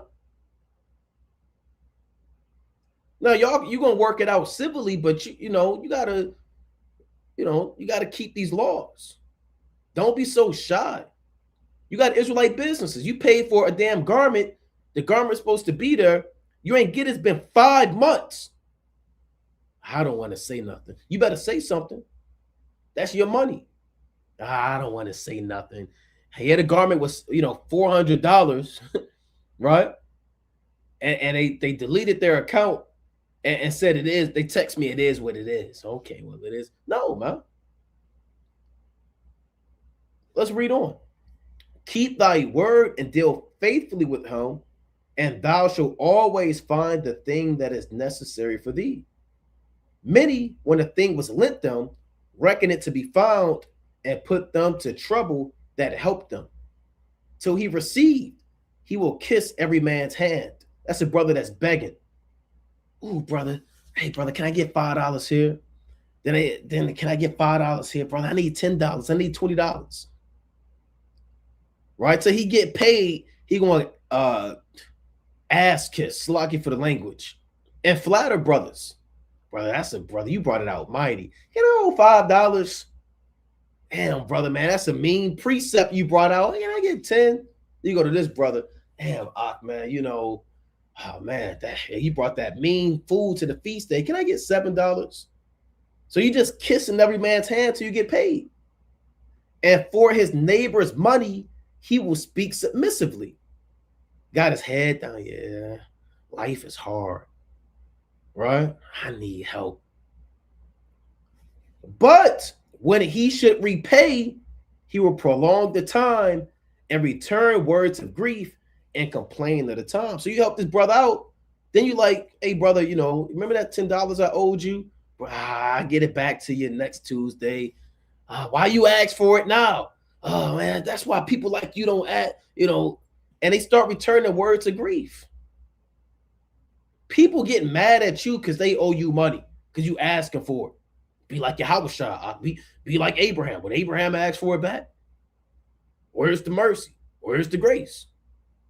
And let me get this precept for you, right? Because you're going off right now. You don't need to ask for it back because the Most High said. So brothers will do that. Verse 6, if he prevail, he shall hardly receive the half. So even if the brother got to pay you $50 back, you might get $20 back. That's all I got. Salakia. Right? One thing a brother knows how to say is Salakia. Salakia, Ak. I only got 20.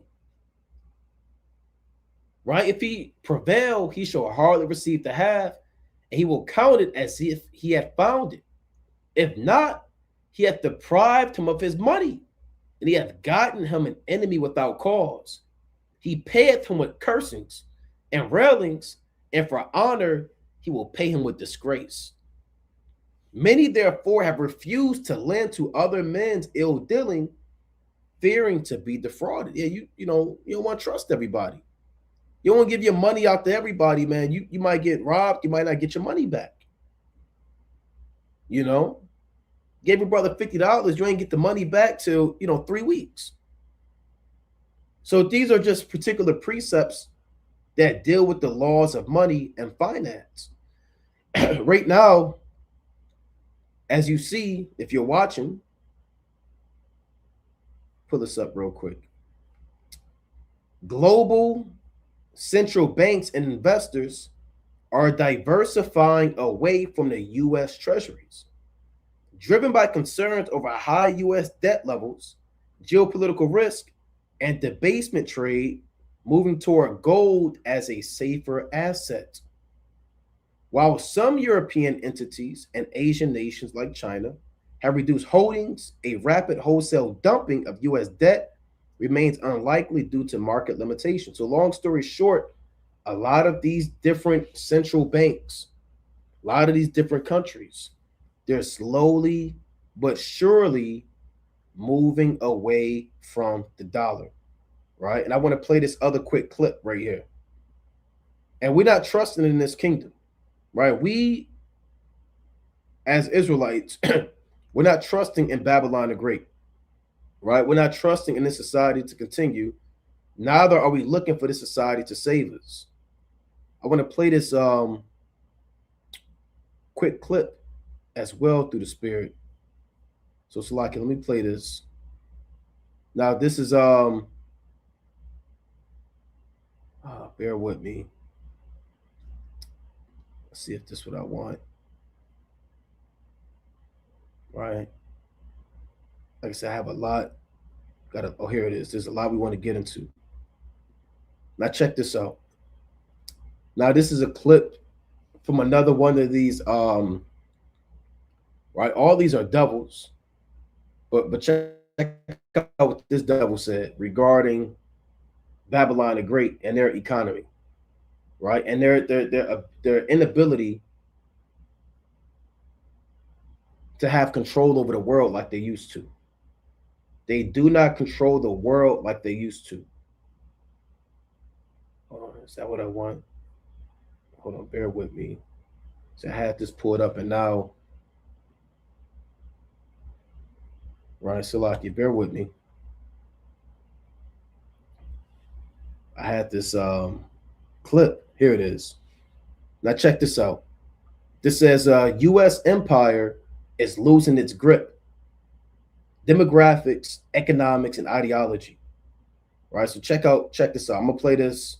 I may pause it. I may control and manipulate and coerce the weaponization of the dollar. This is the great genius system that the U.S. concocted after the Bretton Woods Agreement. Is the global reserve currency. That was the mechanism by which the U.S. could control and manipulate and coerce everybody, and the military was there to back it up. And that was the genius of post-World War II, post-Bretton Woods United States hegemony, petrodollar and everything. It worked during that period, but it's no longer working because it's a much more competitive field. And the United States is no longer a preeminent manufacturing power. It will never be. It will never recover. For the U.S. to become a manufacturing power, they need to drop their wages. And it's not going to happen. No U.S. president is going to get elected. They have to devalue the dollar and downgrade austerity measures like you've never seen before. America is not a kingdom like the 1930s, 1940s. You don't have steel mills. You don't have factories. You don't have the car manufacturing plants, Ford, GM, Chrysler. You don't have all these places. America used to be a manufacturing empire, and they were importing a lot of steel, a lot of different things. Now they just, or they were exporting. Now they just bring things in. So they don't, they don't make anything. Everything's outsourced from overseas. Right. Become a manufacturing power. They need to drop their wages. It's not going to happen. No U.S. president is going to get elected. They have to devalue the dollar and downgrade austerity measures like you've never seen before. And of course, that's going to cause civil unrest in the U.S. Yeah, he said they're going to put together austerity measures. Go back. I'm going to go back to this. Check out what he said. Power. They need to drop their wages. It's not going to happen. No U.S. president is going to get elected. They have to devalue the dollar and downgrade austerity measures like you. Austerity measures are policies put into place that take away privileges from the American public, like SNAP. When they cut the SNAP benefits, those are austerity measures, right? When they take away Social Security income, Medicare, Medicaid, other government agencies that help out the public, like healthcare things, and those are austerity measures, and people need that. And, that usually leads to riots. That leads to protests and riots. So as they collapse this dollar, and as they continually plummet this economy, it may very well come with austerity measures. If they actually cut SNAP for good, Social Security, Medicare, Medicaid, these people, you'll see people in the streets in a matter of 2 to 3 days. So these are serious things. Esau come in with the tanks, martial law. We need to shut this thing down.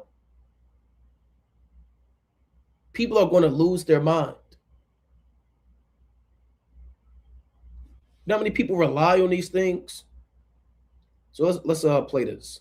You've never seen before. And of course, that's going to cause civil unrest in the U.S. And there's no U.S. politician could ever sell that to the American people that have become fat and happy over the last 80 years. And it's just impossible. Americans have just become the most kind of entitled, lazy Western population. That's not to say that there's not hardworking people in America. They're working their butts off, holding down multiple jobs to be able to just pay off their credit cards. That's the reality of America. And at the same time, they have to demand, $30 an hour or more for these manufacturing jobs. They're not going to compete with anybody internationally. Not only that, they just don't have the infrastructure. They don't have the cohesive supply chain infrastructure that a country like China has, that they've developed over the last 30 years, the expertise. They're falling behind in everything AI. That the US is so heavily financialized, their economy, and Europe is the same. And they're just running up debts like no one's ever seen before. There's a finite life to this system. It's based on trust, and that trust is being eroded away. And it's because they're just hell-bent on maintaining an empire. And it gets back to the foundational question, is why? It does come back to an ideological principle. Ultimately, if you drill down to all of this, it's the Anglo-American belief that they must chart,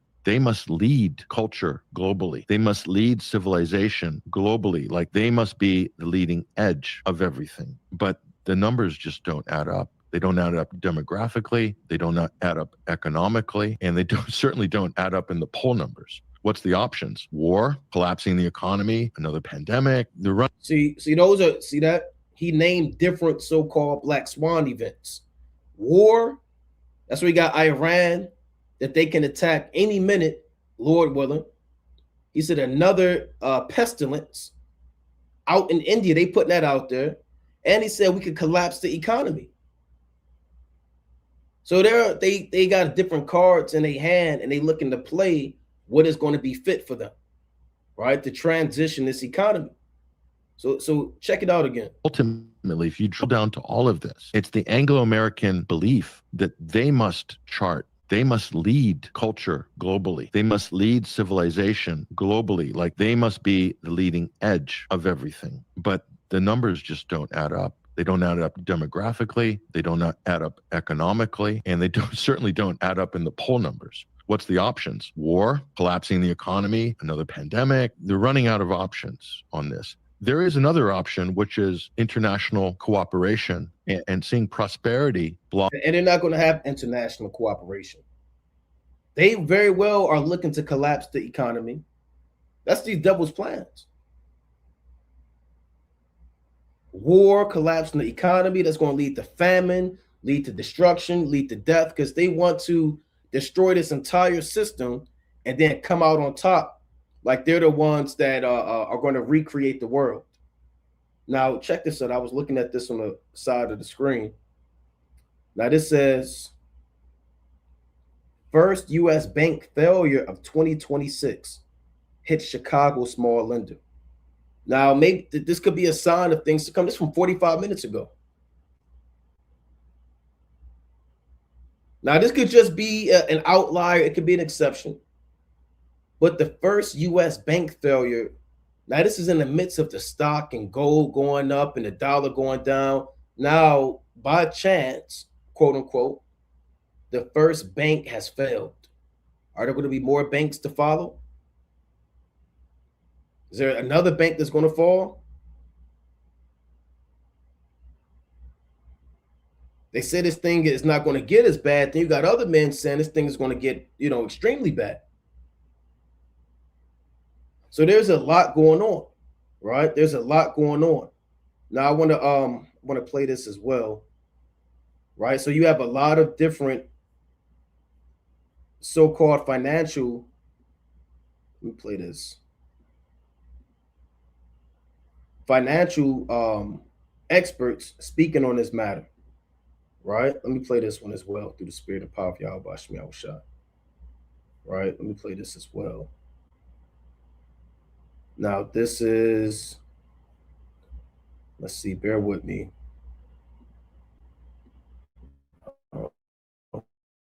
That's not what I want.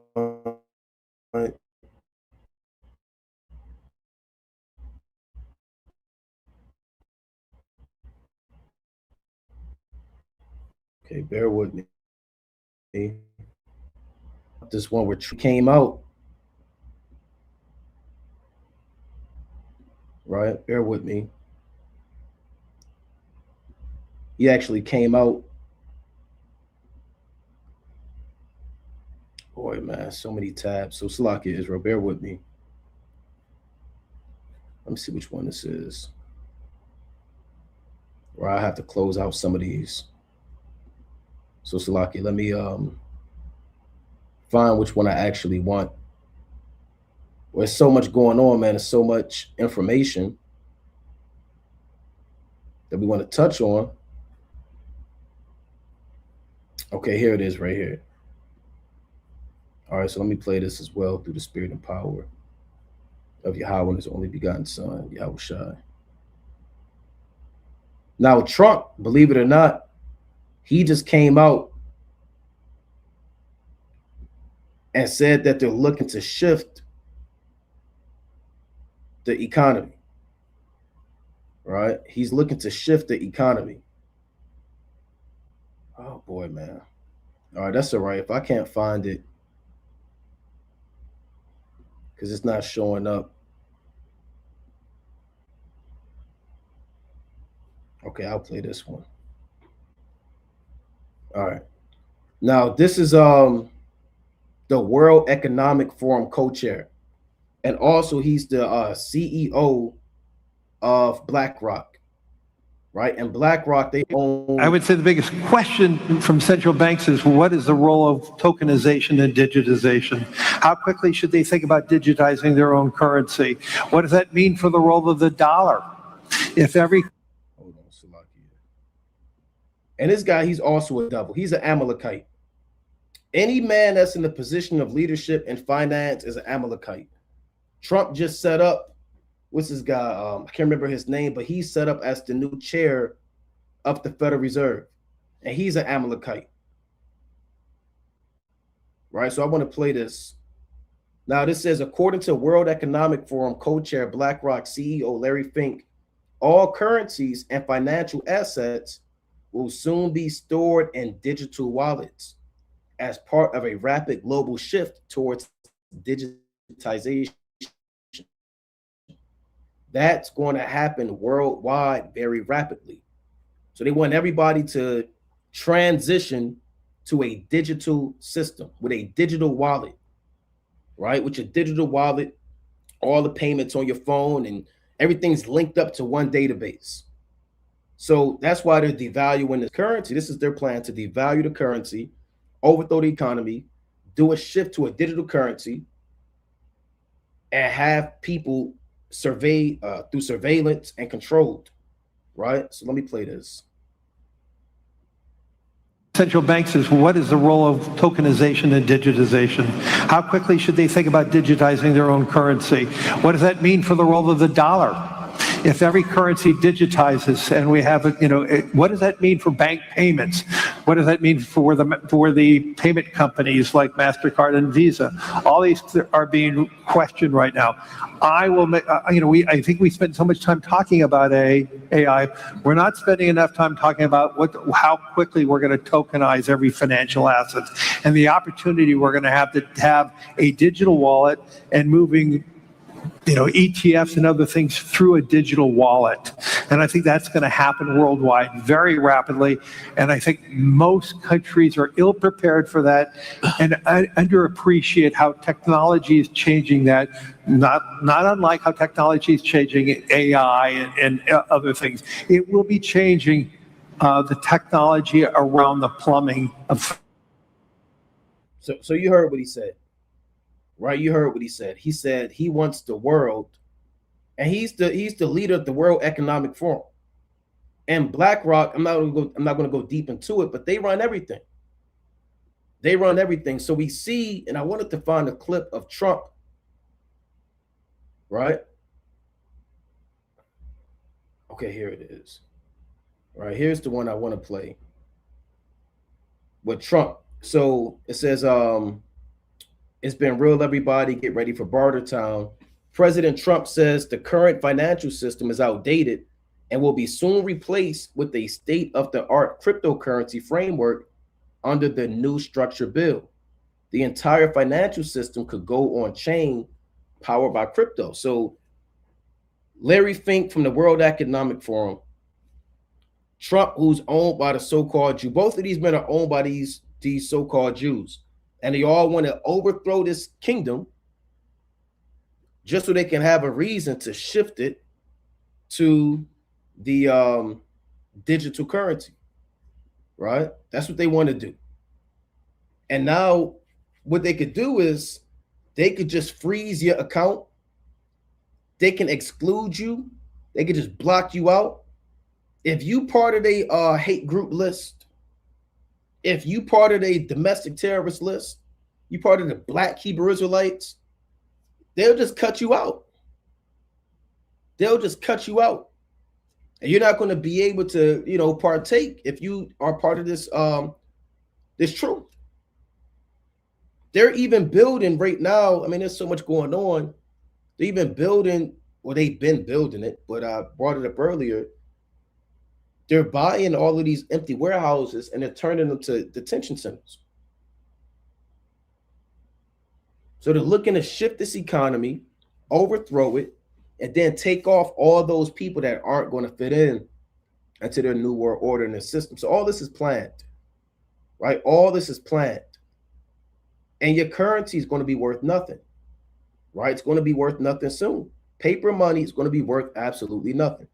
Now, let me get this precept in Isaiah, right? Let's go to Isaiah.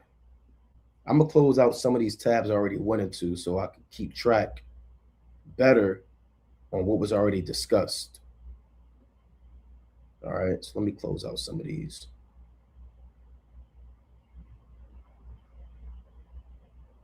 Okay, that's good. All praise to the Most High.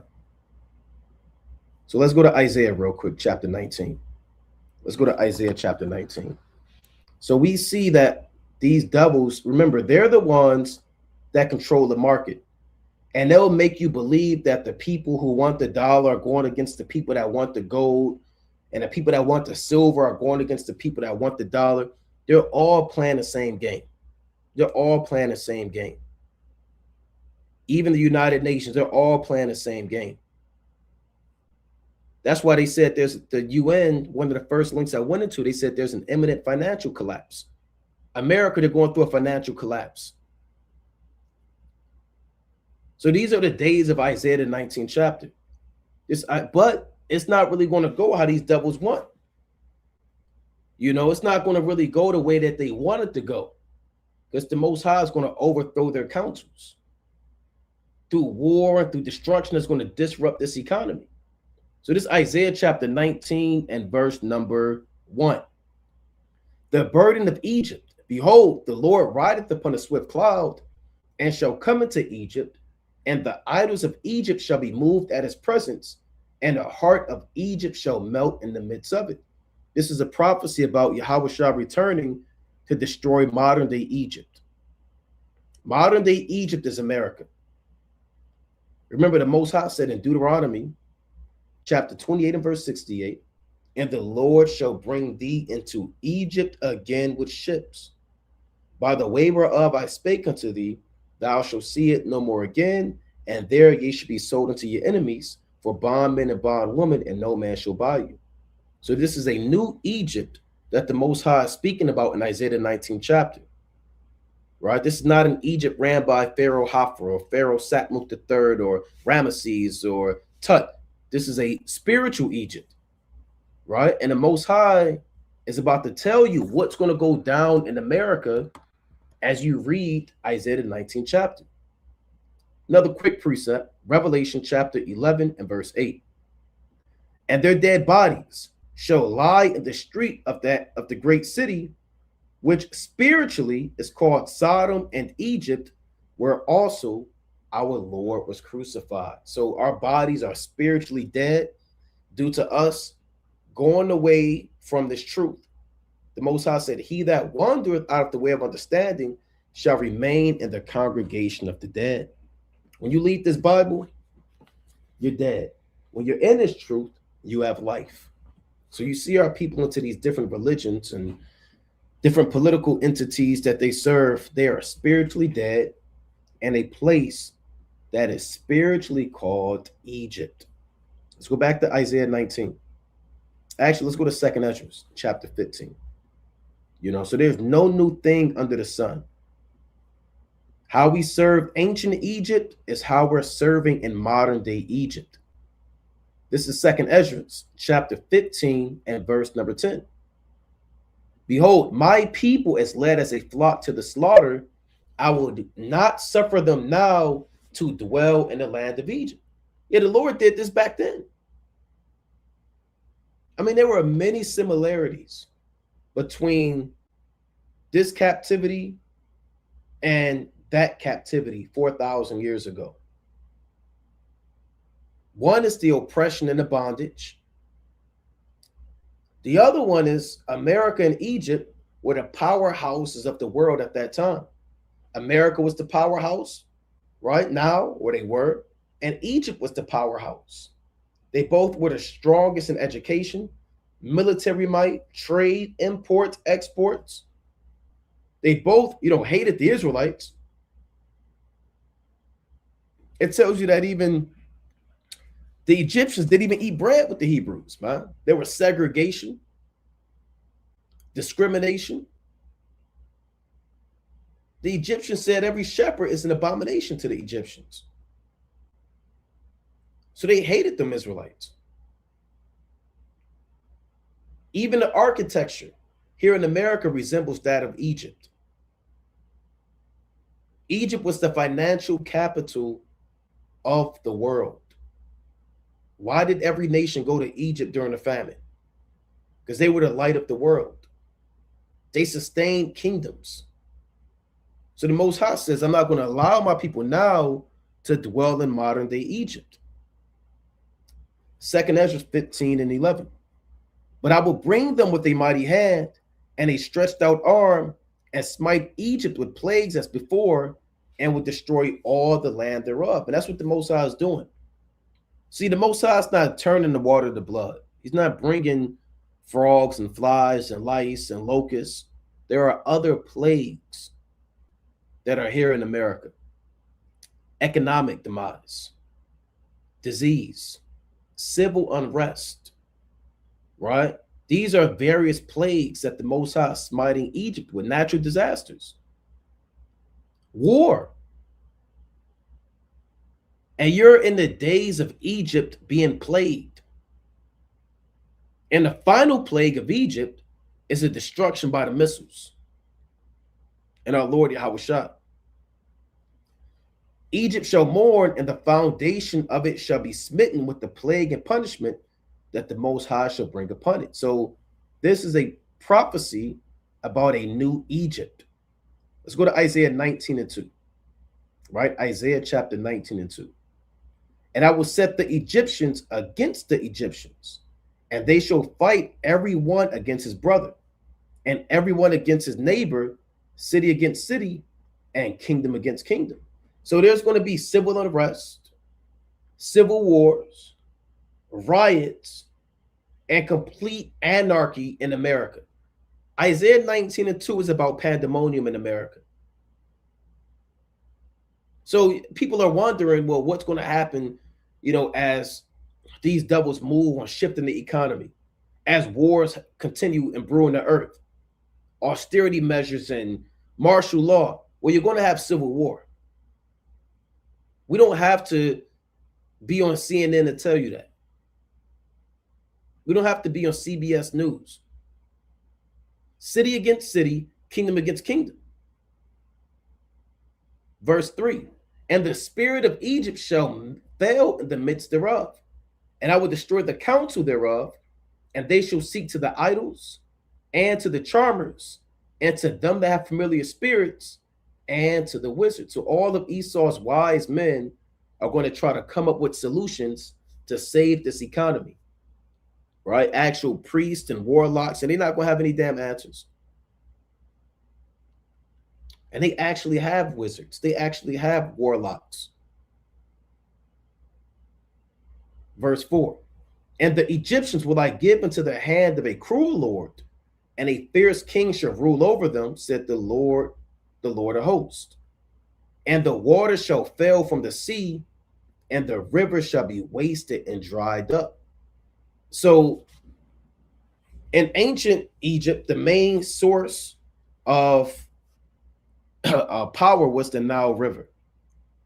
It was for trade, for the crops to grow, for the cattle to have. That was the Nile River. If that Nile River was to dry up, Egypt's economy would be finished. Remember, currency is the exchange of goods, of flowing from one person to another. So the waters that are failing is the currency, the economy. That's what this is really going into. That's what it means. Currency is the flow, like a liquid or water from one individual to another. So it doesn't matter if these devils want to ship things to a digital system, or doesn't matter if they want to be able to, track your buying and selling it. This economy is going under. Right? Verse 6. And they shall turn the rivers far away, and the brooks of defense shall be emptied and dried up. The reeds and flags shall wither. The paper reeds by the brooks, by the mouth of the brooks, and everything sown by the brooks shall wither, be driven away, and be no more. These are, and you see that now. There are no more movie theaters. I mean, they are, but nobody goes to them anymore. Malls are done away with. A lot of the things that we experienced kind of growing up they're done now. Buildings are shut down. Nobody goes out like that anymore. Banks are collapsing. Schools are closing down. Houses are being boarded up. As I was driving to camp today, I probably saw at least 25 for lease signs. For lease. This is for lease. And I'm not talking about a damn house. We're talking about strip malls, businesses. For lease. It's a for lease sign everywhere. Everything's collapsing around you. And it's only going to get worse. It's only going to get worse. It reads, the fishers also shall mourn, and they that cast angle in the brook shall lament, and they that spread nets upon the waters shall languish. Those are your merchants who prosper off the currency. Those are your shipmasters.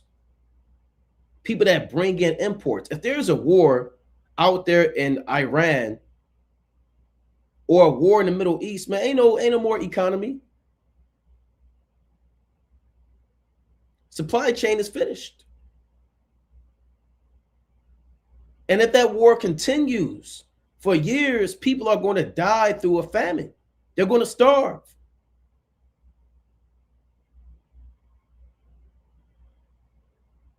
Jobs are going to close down. And you're going to slowly see the signs. Layoffs.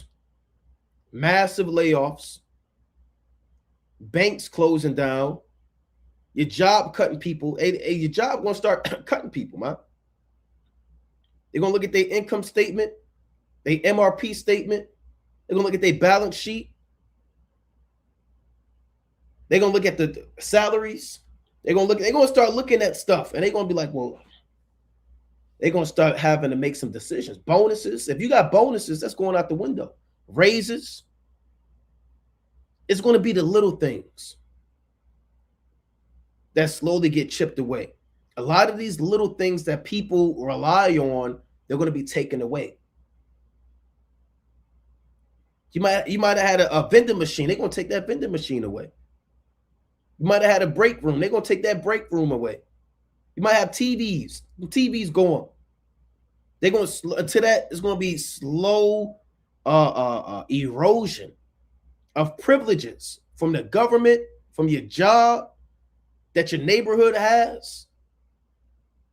And as the more dollars are pumped into the system, the less valuable the dollar becomes.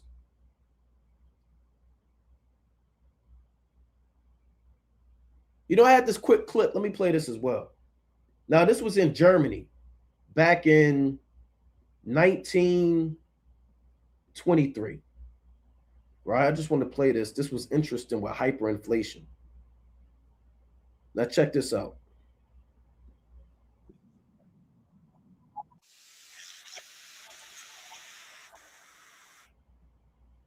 Hold on, let me play this again.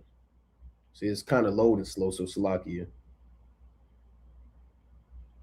right? I'm gonna play it again. So this was hyperinflation in Germany, right? Hyperinflation. That's when you devalue your currency by printing more and more and more and more money. As every dollar is printed, the value of the dollar goes down. When that's supply and demand, the more you have of something, and the more dollars you have, or the more that's printed to the society, the less value it has. And prices they skyrocket in hyperinflation. They go up. They go through the roof because people have to keep up with the market price. If a loaf of bread costs $5, and now there's an innumerable amount of money printed into the society, I have to increase my price of my bread. But the more money that's printed out, the less valuable it becomes. So check out what happened to Germany. So check this out. 1921, $1 was worth 80 marks. In 1919, one US dollar was equivalent to 48 German marks. The German mark is the old currency that they use. 48 marks to $1 in 1919. In the late 1919, one US dollar was equivalent to 48 German marks. By 1921, $1 was worth 80 marks. In 1922, it was 320 marks. And by the end of the same year, $1 was equal to 6,400 marks. However, the truly staggering level was reached in late 1923, when during a period of hyperinflation, one US dollar was worth an astonishing 4.2 trillion marks. Look at that. 4.2 trillion German marks to $1. Think about this now in American society. America is about to go through this with the dollar. Now, the Most High is going to work how he works. He could put in these devil minds to do a shift tomorrow or whatever. But the way that things are going, this very well is a reality. Right? Well, your dollar's worth trash. Literally. Let me rewind that again. Dollar was worth an astonishing 4.2 trillion marks. At the beginning of that year, a loaf of bread that cost 250 marks was sold for 200 million marks by the... The loaf went from 200 marks to 200 million marks. Imagine trying to get bread, and the bread is now $50,000. It was $50, then it was $500. Then it became $50,000. You can't afford that, man. That's the result of hyperinflation. And it happens so fast. And you can't keep up. And people start fighting over food. They start starving. I'm not going to pull it up on the screen, but let me get this precept in 2nd Ezra 15. Right? The Lord said, a man shall have no pity upon his neighbor. This 2nd Ezra chapter 15. And I'm going to read verse number 19. 2nd Ezra 15 and 19. A man shall have no pity upon his neighbor, but shall destroy their houses with the sword and spoil their goods because of the lack of bread and for great tribulation. So people going to be robbing people for food, man. For bread, for water. It's going to get bad out here. Now, if you in this truth, you believe in the Most High, Yahweh Ba'ashem Yahushai, you're going to be taken care of. The Most High said, my servant shall eat, but ye should be hungry. So we're going to be just fine. We're not worried about it. But if you're not in this truth, get ready for your stomach to start growling. And you're going to be very thirsty. And ultimately, you're going to die in a famine because a famine is coming. They want to destroy this economy, cause a famine, shift to a new system. But there's going to be so much war going on, and they're not going to be able to get their enterprise done. It's going to be a lot of madness on the earth. You know? So let's go back a little bit. A loaf of bread that cost 250 marks was sold for 200 million marks by the end of the year. People went shopping with bags and wheelbarrows full of money. The price of a product would increase even before they could open its package. People who were considered wealthy with the money they had a few years earlier could not even buy a cup of coffee with the same amount of money. See that? He said, man, you have wealth and money, you could even buy a cup of coffee. That's called hyperinflation. That's when your cash, your paper money is worth garbage and is worth absolutely nothing. Right? It's worth absolutely nothing. And that's not the first economy that this happened to. This happened in Venezuela not too long ago. That happened in Zimbabwe. They were just burning money and it was on the side of the street. It was just worth nothing. You know, and they was making stuff out the money, and that's how the dollar's about to look. If you haven't seen those pictures, type in the pictures of the currency in Venezuela. Right? Just look it up, and you're going to see that they were playing damn hopscotch and throwing the money around. So you brothers that's trusting in this money, it's not going to save you. It's not only the Most High can save you. Yahweh Bashem Yahushua. Let's go back to Isaiah 19. Right? Let's finish this. Isaiah 19 and verse number 9. Moreover, they that work in fine flax and they that weave networks shall be confounded. These are your clothing businesses. Fine flax and weaving networks. These are your your Macy's, your Saks Fifth Avenue, right? Your different clothing businesses, your designer, your Gucci, your Nike, right? Your top clothing enterprises, they're going to be shut down. And they shall be broken in the purposes thereof, all that make sluices and ponds for fish. Surely the princes of Zoan are fools. The counsel of the wise counselors of Pharaoh is become brutish. How say ye unto Pharaoh, I am the son of the wise, the son of ancient kings? And the princes of Zoan are your top wise men. They believe that they have a plan where they can destroy the economy, switch it to a system, win the war in the Middle East, fight against Yahushua, defeat him, come out of their bunkers when it's all said and done, and recreate the world in their own likeness. You would be a damn fool. And all of the councils they have, they're being overthrown. They counsel Pharaoh.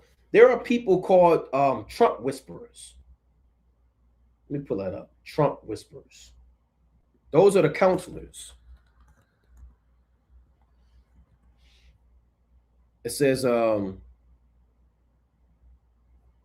is Trump whisperers? I want the whisperers.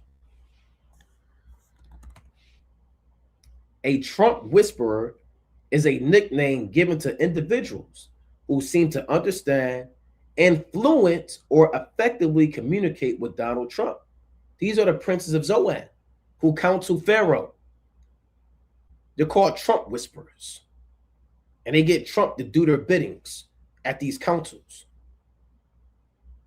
They influence his decisions. Like in the ancient world, the Pharaoh, he would have men at Zoan he would meet with, and he would tell Pharaoh what he should do to run his economy. In the book of Exodus, they told Pharaoh, why did we let these Hebrews go? Let's go after them. And Pharaoh got his armed men, and he went after Israel in the Red Sea, and they got overthrown. So this is a nickname given to individuals who seem to understand, influence, or effectively communicate with Donald Trump, often through diplomacy, charm, that's sorcery, right? Or shared perspectives, with current NATO chief Mark Rutte recently earning the title, right? So that he has different whisperers, that he consults with, and they get in his ear and they tell him what he should do. That's what Isaiah 19 is talking about. It's talking about the wise men in the Senate and the Congress and his department that influenced him for war. Isaiah 19 and 12. And Zoan would be like your New York City, right? It was a top political capital in the Egyptian kingdom. Isaiah 19 and 12. Where are they? Where are they, wise men? And let them tell thee now, and let them know what the Lord of hosts hath proposed upon Egypt. The princes of Zoan are become fools. The princes of Noph are deceived. They have also seduced Egypt, even they that are the state of the tribes thereof. And all these world leaders that support Trump, these globalists that influence him, the whisperers, they're all deceived.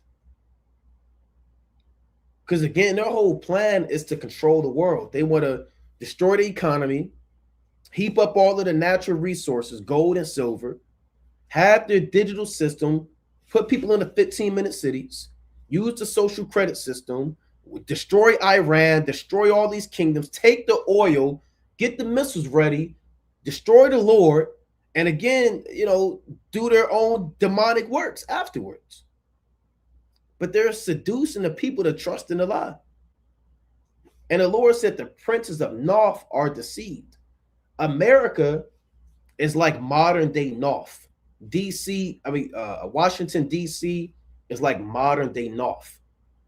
Noph is another name for Memphis. Let's pull this up. Here's Noph. Noph, it says presentability, another name for Memphis, the capital city of Egypt. And what's the capital city of modern day Egypt? Washington, D.C. The capital city. The place of sorcery, witchcraft, pedophilia, finance, witchcraft, wizardry, confusion. That's Noph, another name for Memphis. Not the Memphis in Tennessee, the actual ancient city of Memphis in ancient Egypt. Right? Let's put that up on the map. Let's talk about that. Let's just get that on the map real quick. Memphis, Slakia, Egypt on the map. And you can see exactly its location. This was the headquarters of every financial decision in ancient Egypt. And the Most High is telling you in Isaiah 19, the capital of Egypt made decisions that overthrew that entire Egyptian economy. And we're talking about America. There is a modern day Memphis that consults with the modern day leader of America, giving them ideas to overthrow the American economy, to plummet the society into a world of hyperinflation and recession, war and famine. They believe in Memphis. This is modern day Memphis is DC. It's all a parable. If ancient Egypt is likened to America, Memphis would have to be DC. That's what the Most High is talking about. Zoan and Memphis are prominent cities in modern Egypt. New York, which is the political capital, and then you have DC, which is your financial capital. Right? You hold the beginning and the end of all American ideologies. Why do you think in DC you have the obelisk? Right? Why in DC do you have Egyptian symbols? I know I'm spelling this wrong. Right? Why do you have the obelisk in DC? Because it's Egypt. It's Memphis. Okay? It's a phallic symbol that represents the rod of a Hamite. I mean, how bugged out can you be?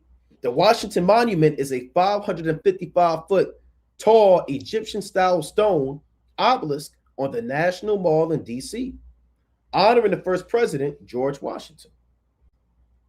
Right? And this came from America, and I went into this before. They actually had a period called Egyptomania. This is Egyptomania. This is another reason how we know Isaiah 19 is talking about a new Egypt. Egyptomania refers to a period of renewed interest in the culture of ancient Egypt. So that's when these Edomites got fascinated and they sent archaeologists and the French and the English. They were trying to figure out why Egypt?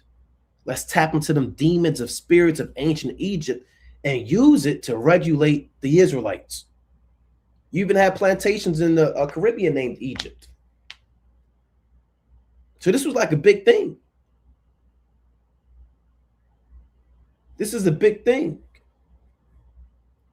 American literature, visual art, and architecture absorbed what was becoming general knowledge about Egyptian culture, making use of this knowledge in contemporary debate about national identity, race, and slavery. Elements of Egyptian culture became particularly symbolically charged, right? So they was turning America to Egypt. The mummy, for example, represented an American fascination with the living dead and reanimation. This went so far that mummy unwrapping parties were organized, and people don't know that. These elites would get together, unwrap the mummy, take the paper, use it for sorcery, and deal freakily with the mummy. This is demonic. I don't want to be anywhere near a mummy unwrapping party. Why would I want to be anywhere near a bunch of demons unwrapping the mummy, trying to figure out what's going on? Ain't nothing to figure out. Check this out. Beyond entertainment, Egyptian mummies were also imported into the United States for industrial purposes, right? Such as the manufacture of paper from their linen wrappings. This practice raised ethical debate. So they were freaking off. They were bugging out over Egypt. That's what's called Egyptomania. Mania means madness, right? When your mind is bad. That's what mania means. It means madness. Let's pull that up. Here's the etymology of mania. Mental derangement. So you bugged out, meaning you have demons on you. Characterized by excitement and delusion, from Latin mania, meaning insanity or madness. Now check this out. From the Greek mania, meaning madness, frenzy, it says from mantis, meaning a seer. So these were men that were dealing with a high level. A seer is a modern day or ancient name for a prophet. See that in 1 Samuel 9:9. Seers are prophets. So you had men dealing with Masonic work and witchcraft and sorcery, conjuring up spirits and unwrapping mummies and doing all types of madness. You know? And so they turned America to modern day Egypt. This is something I wanted to show this as well. Not only is the obelisk in DC a thing, but hold on. Is this what I want? This is out in Kazakhstan, right? That the so-called white man made. So they got the Egyptian pyramid laid out, and they got the phoenix in front of it. And there are plenty of pyramids that these devils have, but this is pure Egyptian work. You got the pyramid, and you got the phoenix, you got the obelisk. You got a lot of Egyptian work. This is out in Chino Hills. They recreated the statues of ancient Egypt. So Isaiah 19, yes, it says Memphis, but it's really talking about DC. Here's one more article. Memphis, the capital of ancient Egypt. Now check this out. I'm not going to read this whole thing, obviously, but it says, let's see. I want to get straight to the point. Okay, Memphis served as both the central government seat and home of the pharaohs. Does not the pharaoh live in DC? Don't he live in the White House? So Noph is really going into Memphis, which is DC, Washington, DC, because ancient Memphis was the home of the government and pharaoh. Important government structures, such as palaces, like he wants to build the ballroom, and administrative offices were housed there. The economic center. Memphis was an important commercial hub that supported trade, commerce, and the distribution of resources for Egypt's government and economy, and the stronghold for the military. Those all fit Washington, D.C.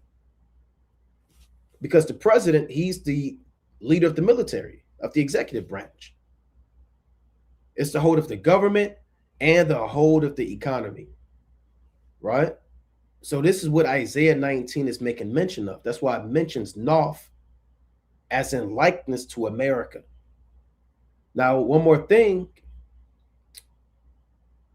It was referred to as Aneb Hedji, or the White Walls, because of its imposing white castle, which served as a symbol of unanimity and political might. So in DC, they got the White House. In ancient DC, or ancient Memphis, they had the White Castle, which was the symbol of political might. You can say that's a coincidence. They're both the headquarters of the military. One had the White Castle that Pharaoh sat in. One has the White House. Both of them are economic center points of trade and commerce. It's not a coincidence. Isaiah 19, the Bible is letting you know what the deal is. This was the financial capital of the world. And the Most High is saying it's crumbling. It's crumbling before your eyes. Isaiah 19 and verse 13 again. The princes of Zoan are become fools. The princes of Noph are deceived. All the Trump whisperers, all your financial analysts, they have also seduced Egypt, even they that are the stay of the tribes thereof. The Lord hath mingled a perverse spirit in the midst thereof, and they have caused Egypt to err in every work thereof, as a drunken man staggereth in his vomit. And this is why America is doing what they want to do. That's why they're in Venezuela. They're moving like a madman. They're going to Iran. They up in Greenland. They build concentration camps. You know, that they're overthrowing their economy. They're plummeting the system. They are self-destructing.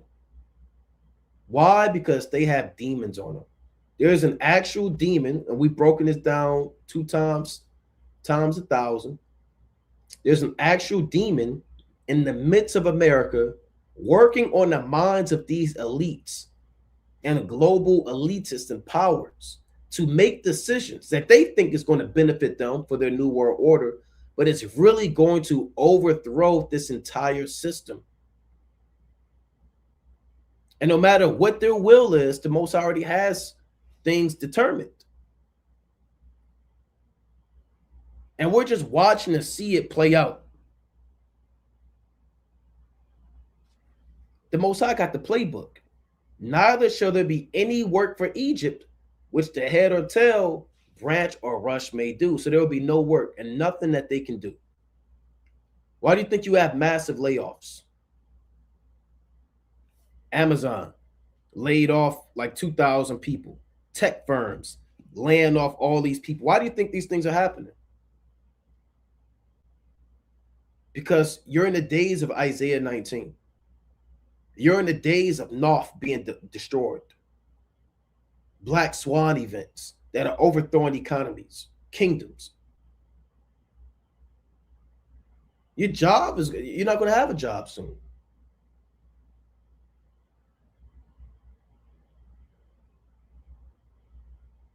You're not going to be able to use the dollar.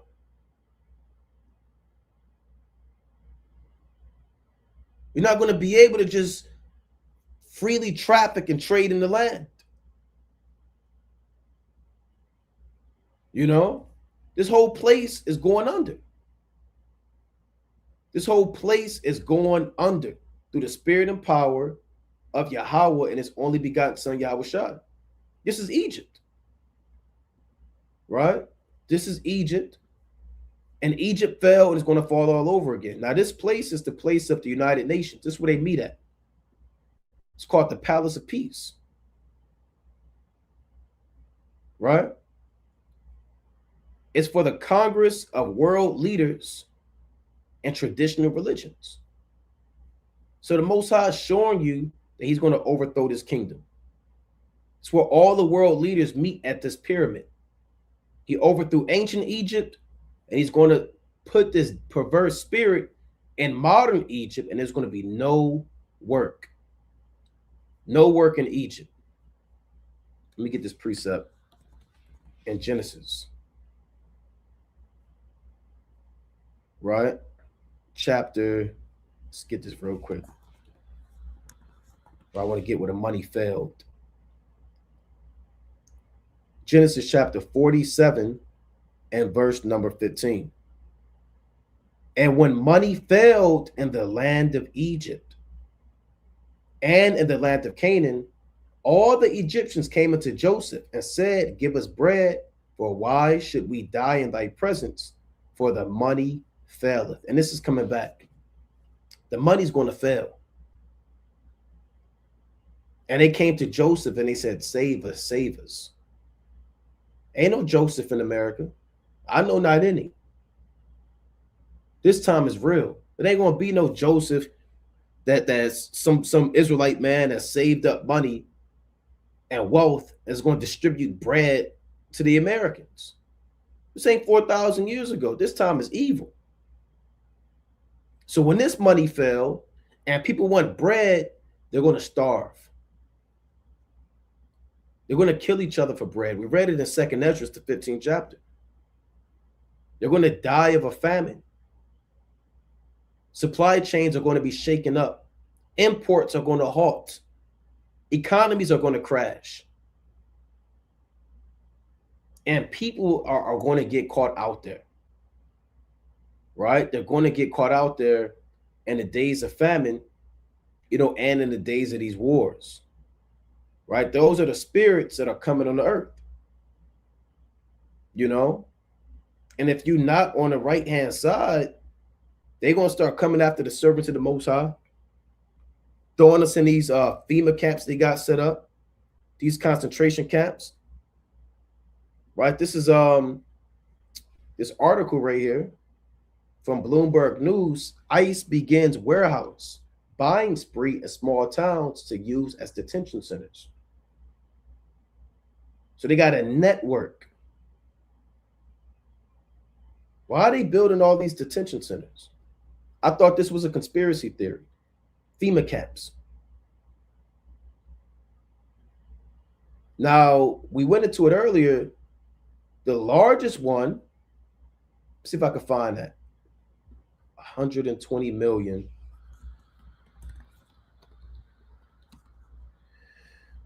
Detention. Maryland. Look at this. The Department of Homeland Security buys warehouse in Maryland to hold detained immigrants. That's out here. They say 120 million, 102 million.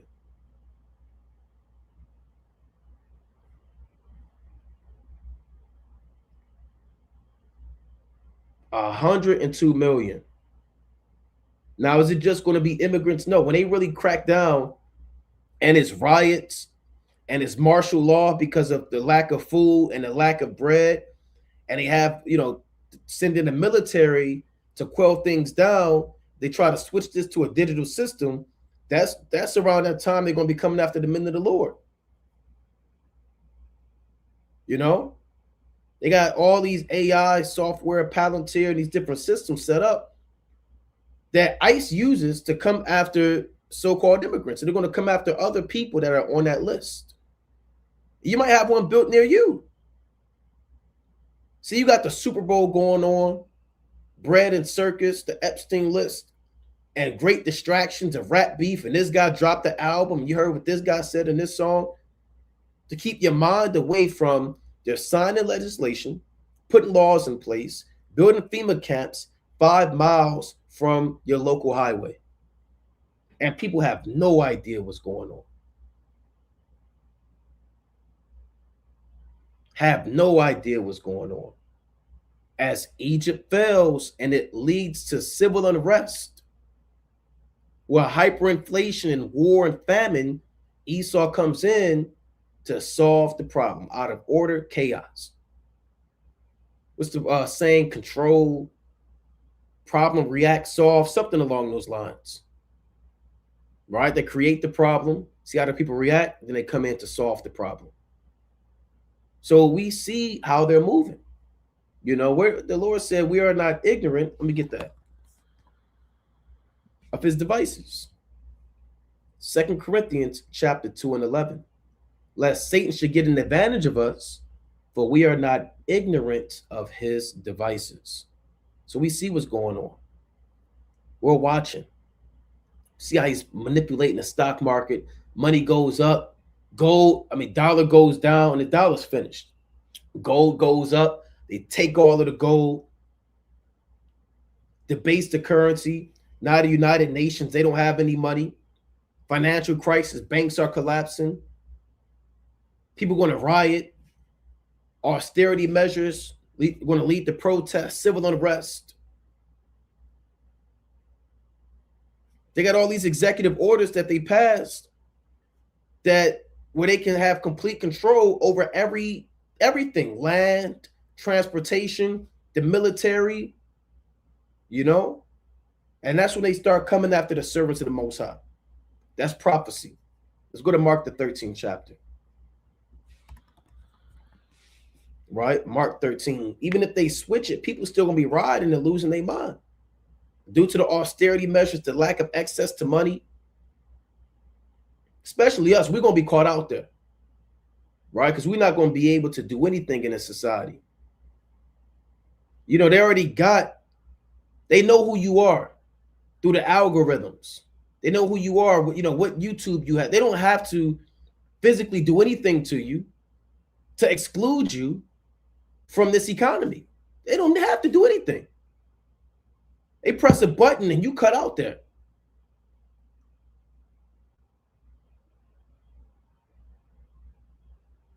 Right? They know who you are. They know your financial institution, your job, your bank account, who your social media, your credit score, your tax information. And with a click of a button, you are completely excluded from the system. Because they know that you are different. That's one of them Israelites right there. They don't have to ask, are you a Hebrew Israelite? They have you. Basically, they have your spirit on file. That's really what it is. They have your spirit and your makeup of who you are on file. And they study your mind and your thoughts. Apple, believe it or not, I'm going to get this precept, but they just bought, what's that? This facial recognition device. Let me pull this up.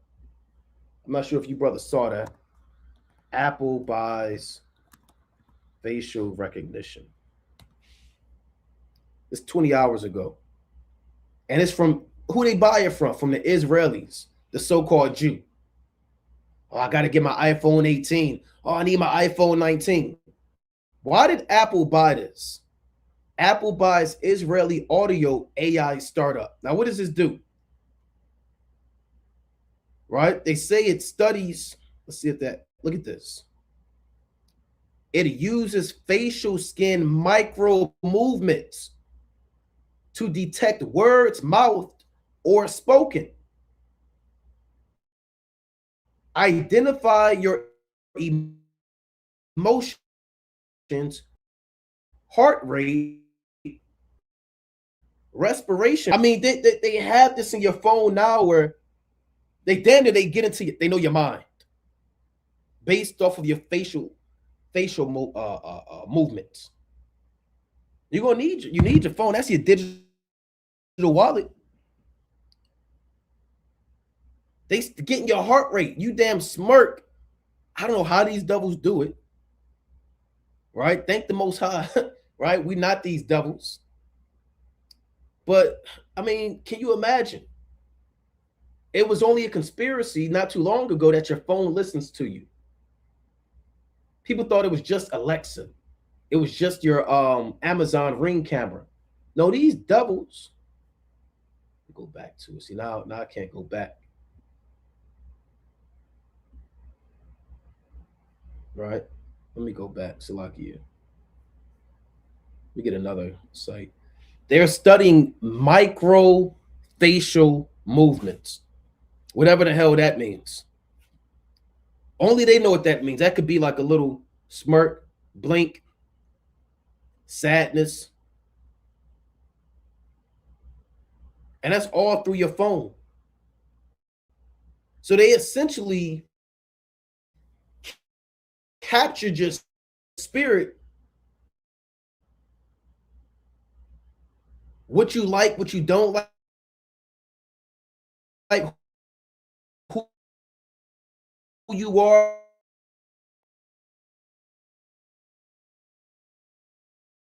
what's in your mind. You serve the Most High. They know what's in your mind based off of your algorithm. What you like to watch, what you don't watch, your YouTube account, things you've done in the past. And they put it all together and they say, here's the criteria of an individual.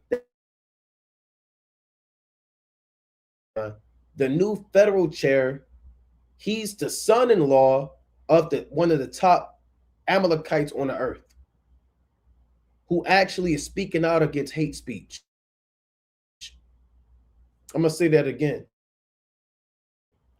Trump hired the new Federal Reserve chair, who's going to be responsible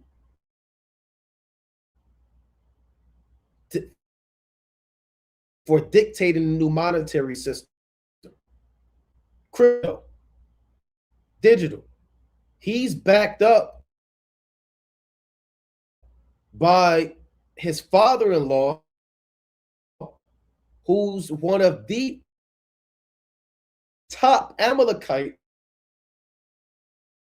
that speaks against hate speech. So we already know where that's going. Especially with these micro movements and they watching you, and you're gonna be caught out there.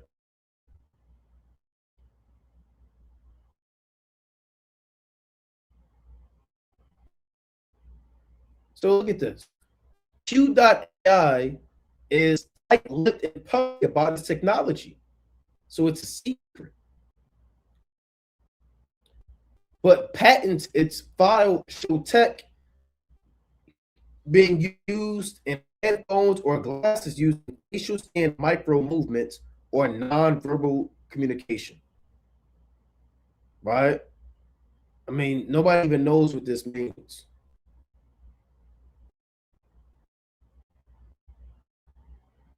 Right? But pretty much it's biometrics, ability to identify who you are, right? To identify who you are. So we're not ignorant of his devices. Go to Mark chapter 13 and let's read verse number 8. This is Mark chapter 13 and 8. It reads, Lucky, bear with me.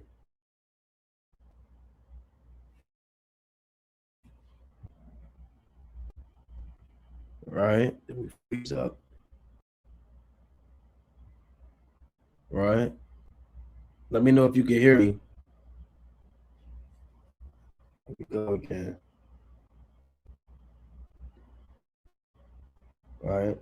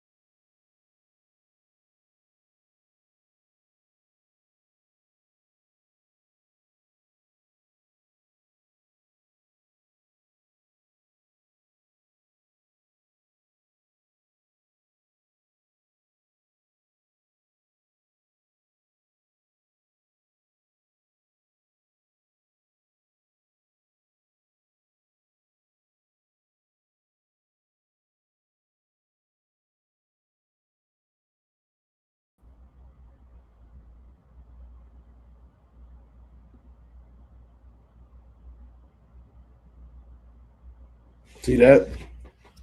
Right? Satan try to hinder the work. Right, let me see if we back.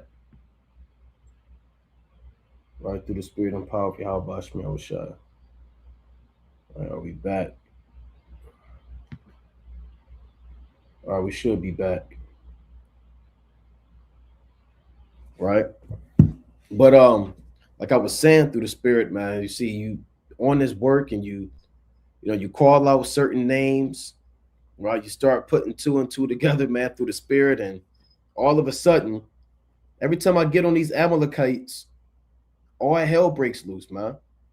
Right? Every time, each and every time you start really getting on Amalek, all hell break loose. And I was talking about how the top Federal Reserve chair, I have to find who his family is, but he's directly related to one of these top Amalekites, and I had it pulled up earlier. His name is Ronald Lauder, right? So the guy's name is Ronald Lauder. So let me pull this up real quick through the spirit, man. Right? All praise to the Most High. So this guy's name is, let's see if I can type this. See, now you can't even type. All right, I tell you what, man. Right? I mean, what the hell?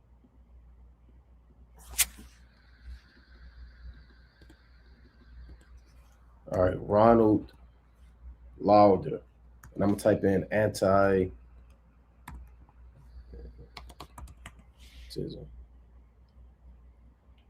Now, this was at the World Jewish Council. And he spoke out and he pretty much said, we need to stop anti-Semitism.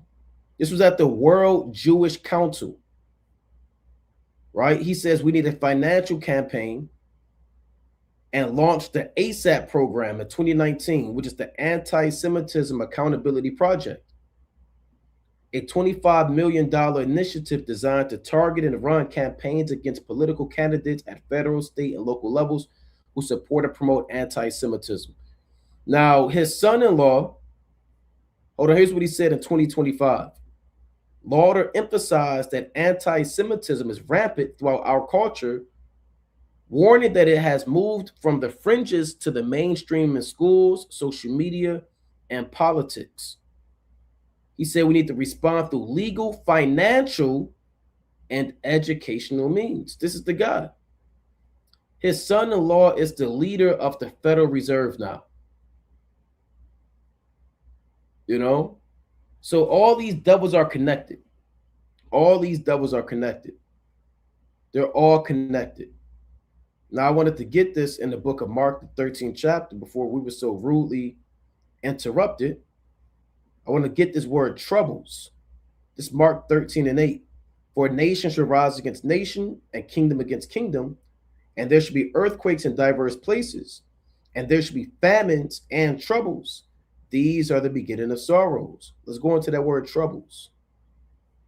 The word troubles in the Greek is terike, and it means disturbance or commotions, tumult and seditions, right? A mob, a sedition of mobs. So Yahushua prophesied of civil unrest.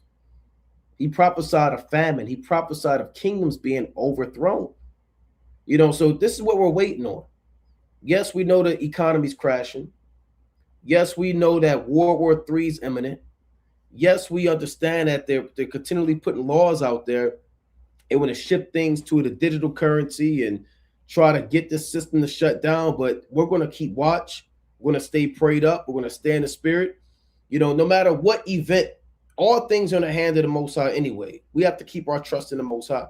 Right? We're not going to lose sleep over what type of false flag these devils want to do to be able to kick off World War III or really start throwing us into these detention centers that they're buying, right? As they want to shift the currency. We're going to watch and see, but we're not losing sleep, man. We're going to keep our trust in Yahweh Shemi Awashai, continually watch these prophecies, stay prayed up, and watch the destruction of modern-day Egypt.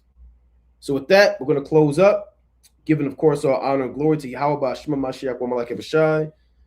Slakia for Satan going through to and fro, right? But it's the will of the Most High anyway. Most High willing you are edified. Keep the Sabbath holy. No buying, no cooking, no work, no sex on the Sabbath.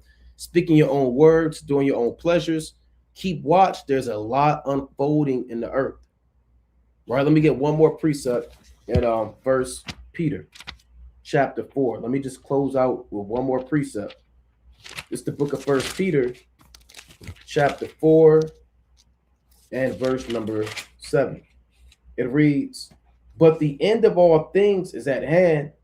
Be ye therefore sober and watch unto prayer." The Lord said the end of all things is at hand. Put your trust in the Most High. Pray for faith and mercy that the Most High doesn't take the Holy Spirit from you. And make sure that brothers are being diligent. You know, the Most High said be diligent to make your calling and election sure. So brothers should be in overdrive mode and in the spirit, putting their hand to the plow and praying that the Most High has mercy on us, you know, in these last days. These ain't the times to be slothful. These ain't the days to be playing around. These ain't the days to be, twiddling your thumbs and wait for something to happen. You know, these are the days to be calling on the Most High and putting our hand to the plow and being diligent and maintaining good works. But again, Most High willing you are edified. Black Swan events are coming. The demise of Egypt and Noph. Kwame Yashala.